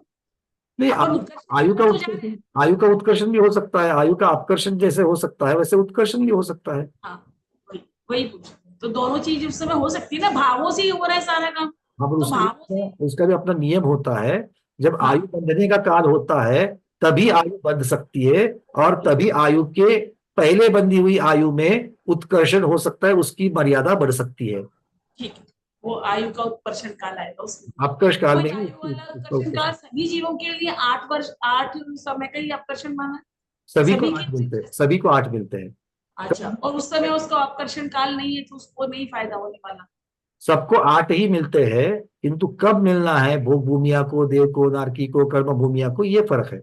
हाँ ठीक, किसी को वो ये। त्रिपादी में मिलता है, किसी को 6 महीने में मिलता है अंतिम, किसी को अंतिम 9 महीने में मिलता है। हाँ, ये याद नहीं आया। ठीक है, बंदा। अंजलि दीदी नागपुर, उसके बाद कनकमाला दीदी, फिर वीके जैन सर, फिर तुषा केड़कर दीदी। वंदना भैया, ये पूछना था अभी, जैसे विजया लक्ष्मी जी ने पूछा कि कर्म की स्थिति इतनी बढ़ सकती है, उसके आगे नहीं जा सकता, लेकिन क्या एक कर्म अभी 70 कुड़ाकुड़ी बन गया, लेकिन उसी मिथ्यात्व प्रकृति का दूसरा कर्म भी उतने ही समय तक बंधेगा? दूसरे समय प्रबंध में कुछ भी हो सकता है। यहाँ पर एक ही समय प्रबंध की बात चल रही है, एक समय प्रबंध, क्योंकि एक कार्बन शरीर को कैसे आप डिस्ट्रीब्यूट करोगे? अभी इस समय प्रबंध में जो बंधा है उसकी अपेक्षा से वर्णन, उसकी स्थिति का वर्णन किया जा सकता है, और उसी की अपेक्षा से उसका उत्कर्षण किया कि अपकर्षण किया, इस प्रकार से नहीं। तो प्रति समय तो कर्म का बंध हो ही रहा है, कर्म का बंध हो ही रहा है। तो कार्बन शरीर की, क्योंकि कार्बन शरीर का तो ऐसा तो नहीं है ना कि भाई भव स्थिति के साथ में पूरा खत्म हो गया, नहीं, वो तो तेजस शरीर के जैसा बहुत सारे भवों को लग करके आ जाएगा। तो आपको एक पर्टिकुलर पॉइंट से आपको शुरुआत करनी पड़ेगी ताकि आप काउंटिंग कर सको 70 कोड़ाकुड़ी। दूसरा प्रश्न पूछना था कि हाँ बोलिए। नहीं, इसीलिए वो समय प्रबंध, पहला समय प्रबंध शब्द वहां पर लगाया था। अगर आप रेखा चित्र भी देखोगे तो उसमें वो शब्द लगाया है। दूसरा प्रश्न पूछना था कि तेजस शरीर है, तो वो तो वर्गना तो लेते ही रहता है, भगवान्तर को चलते रहता है, तो क्या वो सैचुरेशन नहीं हो जाता कि इतनी सारी वर्गनाएं लेके जा रहा है? उसका काल भी तो इतना बड़ा है, तो 66 सागर तक की उसकी मर्यादा है। तो 66 सागर तक तो संचित वो वर्गना आत्मा के साथ रह सकती है, उसके बाद निकल जाएगी। नहीं, लेकिन वो कहा भी तो उसको सूक्ष्म शरीर है, लेकिन इतनी सारी वर्गना होने के बावजूद भी सूक्ष्म शरीर कैसे कहा जा सकता है? ये थोड़ा सा समझ के बाहर है। ये देखो, फिर भी सूक्ष्म कैसे कहा जा सकता है? आपको समवसरण, आप देखिए समवसरण का विस्तार कितना था महावीर भगवान के? 1 योजन था, 1 योजन, और 1 योजन में से 8वीं भूमि श्री मंडप भूमि अगर हम देखेंगे तो वो तो सबसे अंदर वाले में जहां पर भगवान विराजमान होते हैं उसके आजू बाजू में 12 कोठे बने हुए, मतलब वो तो उससे भी और छोटी है ना। अब उसमें मनुष्य और तिर्यंज कितने हैं? संख्यात आ जाते हैं, और देव कितने आ जाते हैं? असंख्यात। तो उतने ही कोटे में असंख्यात देव बैठते कि नहीं बैठते हैं? वो कैसे बैठते हैं? वही क्रय शरीर सूक्ष्म है इसीलिए बैठ सकते हैं, ठीक है ना। सूक्ष्म का अर्थ यहां पर वही चीज है कि सूक्ष्म का अर्थ यहां पर क्या लेना है? उसके वो शरीर जिन कार्बन वर्गनाओं से बना हुआ है उसमें से एक एक कार्बन वर्गना की साइज छोटी है क्या मोटी है? अगर मोटी है तो शरीर स्थूल कहलाएगा, अगर छोटी है तो शरीर सूक्ष्म कहलाएगा। ये हो गया आकार की अपेक्षा, वर्गना की आकार का अपेक्षा, डायमेंशंस की अपेक्षा। और दूसरा उसका एक चीज है कितनी वर्गनाओं से बना हुआ है, संख्या। तो औदारिक शरीर में स्थूलता ज्यादा है आकार की अपेक्षा वर्गनाओं की, किंतु वर्गनाओं की संख्या की अपेक्षा कमता है। बस वही विषय ले लेना, ठीक है। यही समझ में नहीं आता कि भवान्तरों में लेके जा रहा है 66 सागर तक को लेके जा रहा है, नहीं वर्गना है, जा रहे हैं, दूसरा कोई नहीं आगे। वही तो इतना, और फिर इतना होने के बाद भी वो सूक्ष्म कहलाता है, तो कितनी सारी वर्गनाओं के साथ वो है तेजस। और सोचने वाली बात ये है कि इन सब चीजों को संचित करके करके करके करके करके जब 14वें गुणस्थान के अंतिम समय में जब आप लेके जा रहे हो और वहां पर एक समय में सबका निपटारा कर रहे हो, सबका निपटारा हो जाता है, कर्म का सबका कर रहे हो, मतलब उस अंतिम समय में शुक्ल ध्यान की कितनी उच्चता होगी, उस शुक्ल ध्यान की कितनी उच्चता होगी कि सबका निपटारा एक साथ कर रहे हैं। जो अनंत काल से संचित हुआ है, अनंत काल उसको भी वहां पर क्लीन कर रहे हैं। ये सोच के कुछ। और ये ताकत किसकी है? शुक्ल ध्यान किसको हो रहा है? कर्म को हो रहा है कि जीव को हो रहा है? शुक्ल ध्यान शायद समय जीव को ही हो रहा है ना, हो रहा है कि पुद्गल को हो रहा है? जीव को हो रहा है। तो ये ताकत जीव को ही हो रहा है, ताकत है, जीव की ताकत है। जो जीव झाड़ू लगाते वक्त अरे नीचे बैठ के झाड़ू लगाने के लिए नहीं होता, कमर में दर्द है, हाथ में दर्द है बोलते हैं, वही जीव की ताकत देखिए कितनी ताकत है, इतना सारा निपटारा कर देता है। तो ये जीव में अनंत शक्ति है, अनंत वीर्य है, इतना ही है कि कर्म ने उसको ढका हुआ है। इस पुद्गल ने जीव को पूरा भ्रमित किया गया है, उसको इतना भ्रमित किया है कि जीव को पुद्गल अच्छा लगने लगा है। जो उसका प्रति समय हानि कर रहा है, ऐसा हानि करने वाला पुद्गल हानि कर रहा जीव को अच्छा लगने लगता है, और वही संसार परिभ्रमण की शुरुआत होती है। वो जिस दिन पराया लगना चालू हो जाएगा, उस दिन मोक्ष मार्ग भी शुरू हो जाएगा। चलिए कनक पढ़ा दीजिए। है। विचार करते ही तभी ये हो जाता भैया है। जी वंदना, अपन ने भैया जो औदारिक शरीर में तो ऐसा बोला था कि वहां पे संक्लिष्ट परिणाम कम होते हैं, इसलिए उनकी वर्गणाएं ज्यादा इकट्ठी होती हैं, बिल्कुल, और यहाँ पे अपन कह रहे हैं कि संक्लिष्ट परिणाम ज्यादा करते हैं इसलिए वर्गणाएं इकट्ठी होती है। दोनों विपरीत बातें हैं। इसका वर्णन, उसका भी उत्तर दे दिया था आचार्य भगवान ने।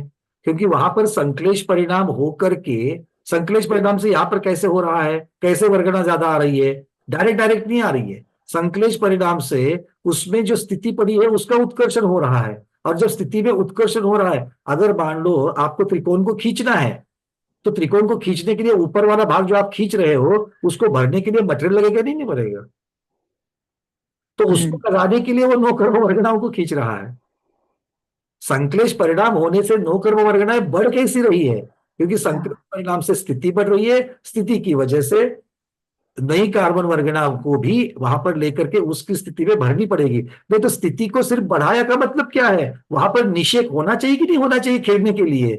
और जब तक वहां पर खेलने के लिए निषेक नहीं है, तब तक स्थिति बढ़ रही, बोलने में कोई मतलब ही नहीं है। देखो धर्म मतलब ही नहीं। धरना है, और यहाँ पे इसलिए औदारिक में इसलिए कि खर्च कम करते हैं ताकि संक्लिष्ट ज्यादा इकट्ठे हो गए। तो पहले इसको समझो कि भाई धरना 10 घंटे का धरना है, धरने पर बैठे हैं, और 10 घंटे का धरना हमको बढ़ा करके 12 घंटा करना है, और 10 घंटे के बाद में उस धरने पर बैठने के लिए एक भी व्यक्ति नहीं है। जो पहले वाले आया था ग्रुप, उसमें से कोई बैठने को तैयार नहीं है। तो क्या धरना 10 से आगे, 10 घंटे के आगे बढ़ सकेगा क्या?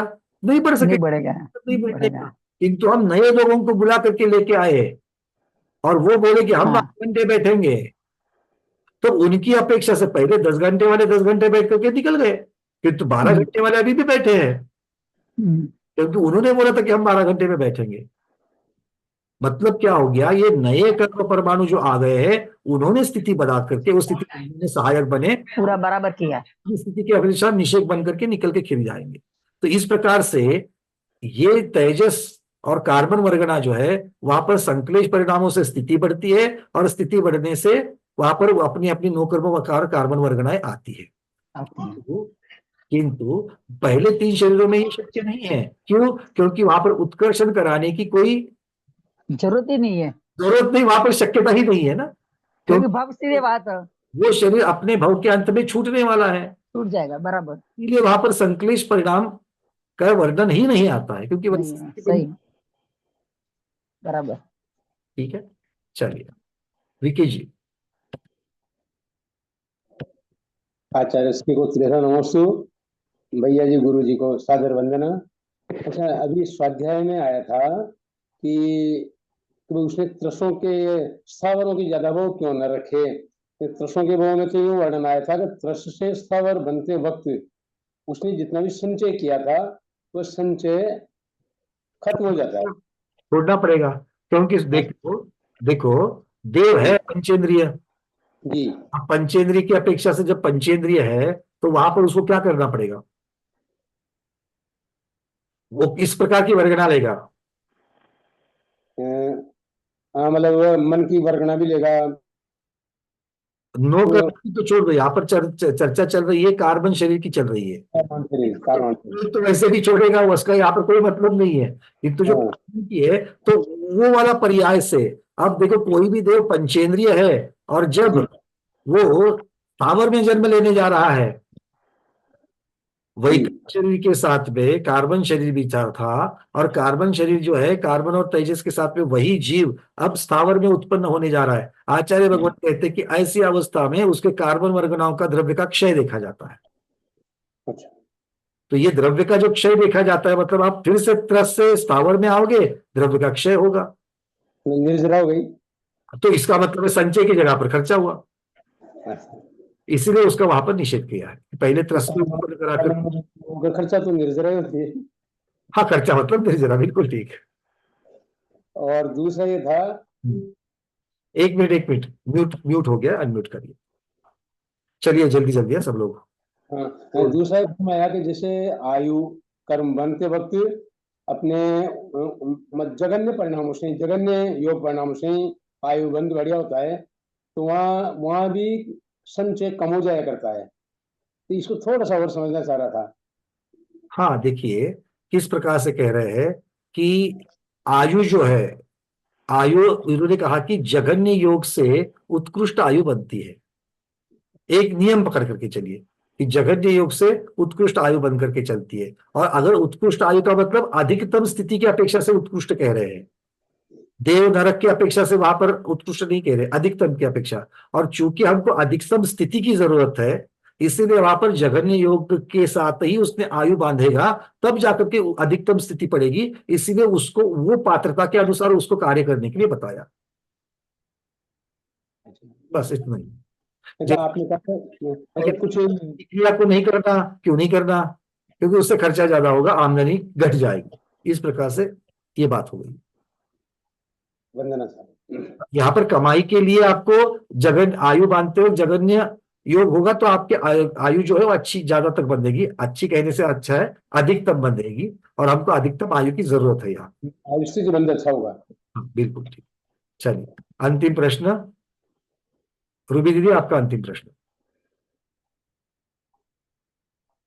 वरना भैया जी, भैया जी मुझे ये जानना है कि जैसे वो बोलते हैं ना कि अंतिम समय में मतलब वो विग्रह गति में जीव के साथ में कार्बन वर्गणाएं और तेजस वर्गणाएं दोनों होती हैं, है ना? शरीर, तो हाँ। है ना, कार्बन वर्गणाएं तो पुद्गल होती हैं, तो तेजस वर्गणाएं भी पुद्गल होती हैं क्या? देखो, हमने पुद्गल की 23 वर्गणा को देखा। 23 वर्गणा में हमें आहार वर्गणा, जिससे हमारा औदारिक शरीर या वैक्रिक शरीर या आहारक शरीर बनता है, वो भी पुद्गल है। आगे चल करके मनोवर्गणा, भाषा वर्गणा आदि जो है वो भी पुद्गल है। तेजस वर्गणा नाम की एक वर्गणा आई, जिससे हमारा तेजस शरीर बनता है, वो भी पुद्गल है, क्योंकि वो नो कर्म है, मतलब पुद्गल है। और कार्बन वर्गणा, जिससे हमारा कार्बन शरीर बनता है, वो भी पुद्गल है। तो ये सभी के सभी पुद्गल है, किंतु एक से ऊपर ऊपर ऊपर वाले में जब चलते तब उसमें एक समय प्रबंध में ज्यादा ज्यादा ज्यादा वर्गणा आती है। तो मुझे ये जानना था कि जैसे पुद्गल की तो हमें पता चल गया कि ये पुद्गल वर्गणाएं हैं, कार्बन वर्गणाएं, ये जीव की कैसी वर्गणा होती है फिर? जीव की वर्गणा को आत्म प्रदेश कहा गया है। जीव अखंड होता है, किंतु वो आत्म एक अलग अलग प्रदेशों से बना होता है, तो उसको आत्म प्रदेश कहते हैं। तो वो असंख्यात आत्म प्रदेश से एक जीव बनता है। उसका मतलब कुछ दो परमाणु अलग अलग होते हैं, और दो परमाणुओं से मिलकर के एक निषेक बन रहा है या स्पर्धक बन रहा है, इस प्रकार की चीज चलती है। आत्मा में ऐसा नहीं होता है। आत्मा में एक आत्मा के जितने आत्म प्रदेश है वो उसी आत्मा के रहते हैं। उसके दो आत्म प्रदेश वापस आत्मा से निकलेंगे, आगे जाकर के दूसरे जीव के आत्म प्रदेश का भाग बनेंगे। ऐसा पुद्गल के जैसा जीवों में नहीं होता है। नहीं, वो ठीक है। मैं ये जानना चाह रही, मतलब मेरा जो जानने का मतलब है वो ये जानना चाह रही ना कि जो ये तेजस वो होता है, ये जीव का नहीं होता क्या? मैं ये समझना चाह रही हूँ। मेरे को तेजस ऐसा लगता है कि वर्गणाओं जैसे की ये वजह से जीव को तेज ऑरा मिलता है। वो उन तेजस वर्गणाओं का फल है। तेजस वर्गणा का फल है। हाँ, वो उसका फल है। एक बार फिर बताइए भैया प्लीज। जैसे आसाता कर्म वर्गणा उदय में आते ही अपना जो फल देती है उससे जीव दुखी होता है, वैसे ही तेजस वर्गणा जो प्राप्त होती है, तेजस वर्गणा की वजह से जीव के शरीर को कांति प्रदान होती है। साक्षात जीव को कुछ नहीं होता है, जीव ने जो शरीर धारण किया है उस शरीर को कांति मिलती है। मतलब पुद्गल का जो फल है वो पुद्गल के द्वारा ही मिलता है। पुद्गल को ऊर्जा मिलती है, मतलब हम चमक कह सकते हैं, जो भी कह सकते हैं, ऊर्जा मिलती है। अब मैं, चलो ठीक है। क्या हो गया? मैं अभी भी कंफ्यूज हूँ। कोई बात नहीं, और चिंतन करिए, और अगर कुछ दुविधा है क्योंकि मुझे ये लगता है कि जैसे जीव है तो जीव, हमने एक बार जाना था कि जीव ऊर्जा है, जीव को हम ऊर्जा भी कह सकते हैं। जीव की ऊर्जा अलग है। जीव में अनंत शक्ति है, अभी भी कहा था, किंतु अनंत शक्ति किस अपेक्षा से है, कि कौन से फॉर्मेट में है, कौन से फॉर्म में है। हाँ, वो उसका फॉर्म मतलब ऐसे कि वो सब चीजों को चलाने के लिए है ना, इस फॉर्म में है। और पुद्गल जो है वो चेतना मतलब की एक और तरीके ज्ञान मैग्नेट की समझ लीजिए, एक शक्तियां- तरीके से हम मैग्नेट समझ सकते हैं कि नहीं जीव देखो को। एक मिनट, सबसे पहले ये समझो कि जीव की शक्ति और पुद्गल की शक्ति, दोनों की शक्तियां अलग अलग प्रकार की है। हाँ जी। जीव के पास चेतना की शक्ति है, ज्ञान की शक्ति है। हाँ। वैसे पुद्गल के पास कौन सी शक्ति है, अलग अलग शक्तियां हैं। उसके पास बंद करने की शक्ति है। जीव के पास मतलब जो आप बताना, मैं गलत बोल रही हूँ तो अगर, तो जीव के पास निश्चय की शक्ति है, मैं मतलब सोचती हूँ जैसा मुझे समझ में आता है। निश्चय और पुद्गल के पास व्यवहार की शक्ति है, ऐसा ठीक है या नहीं? ये जरूरी नहीं है। पुद्गल के पास निश्चय की भी, निश्चय देखो, निश्चय और व्यवहार शक्तियां नहीं होते हैं। निश्चय और व्यवहार ये कथन करने की पद्धतियां हैं। तो आप निश्चय और व्यवहार से वर्णन पुद्गल का भी कर सकते हो, निश्चय और व्यवहार से वर्णन जीव का भी कर सकते हो, क्योंकि ये कथन करने की पद्धतियां है। जैसे मैं रूबी दीदी का भी वर्णन कर सकता हूँ, निर्मला दीदी का भी वर्णन कर सकता हूँ, वर्णन करने की अपेक्षा है। किंतु रूबी दीदी का स्वभाव अलग है, निर्मला दीदी का स्वभाव अलग है। स्वभाव की अपेक्षा दोनों भी अलग अलग है, गुण अलग है गुण अलग अलग है जी। थोड़ा सा और चिंतन चाहिएगा, फिर पूछूंगी कुछ। ठीक है, कोई बात नहीं। चलिए चिंतन कीजिए और आगे बढ़ेंगे।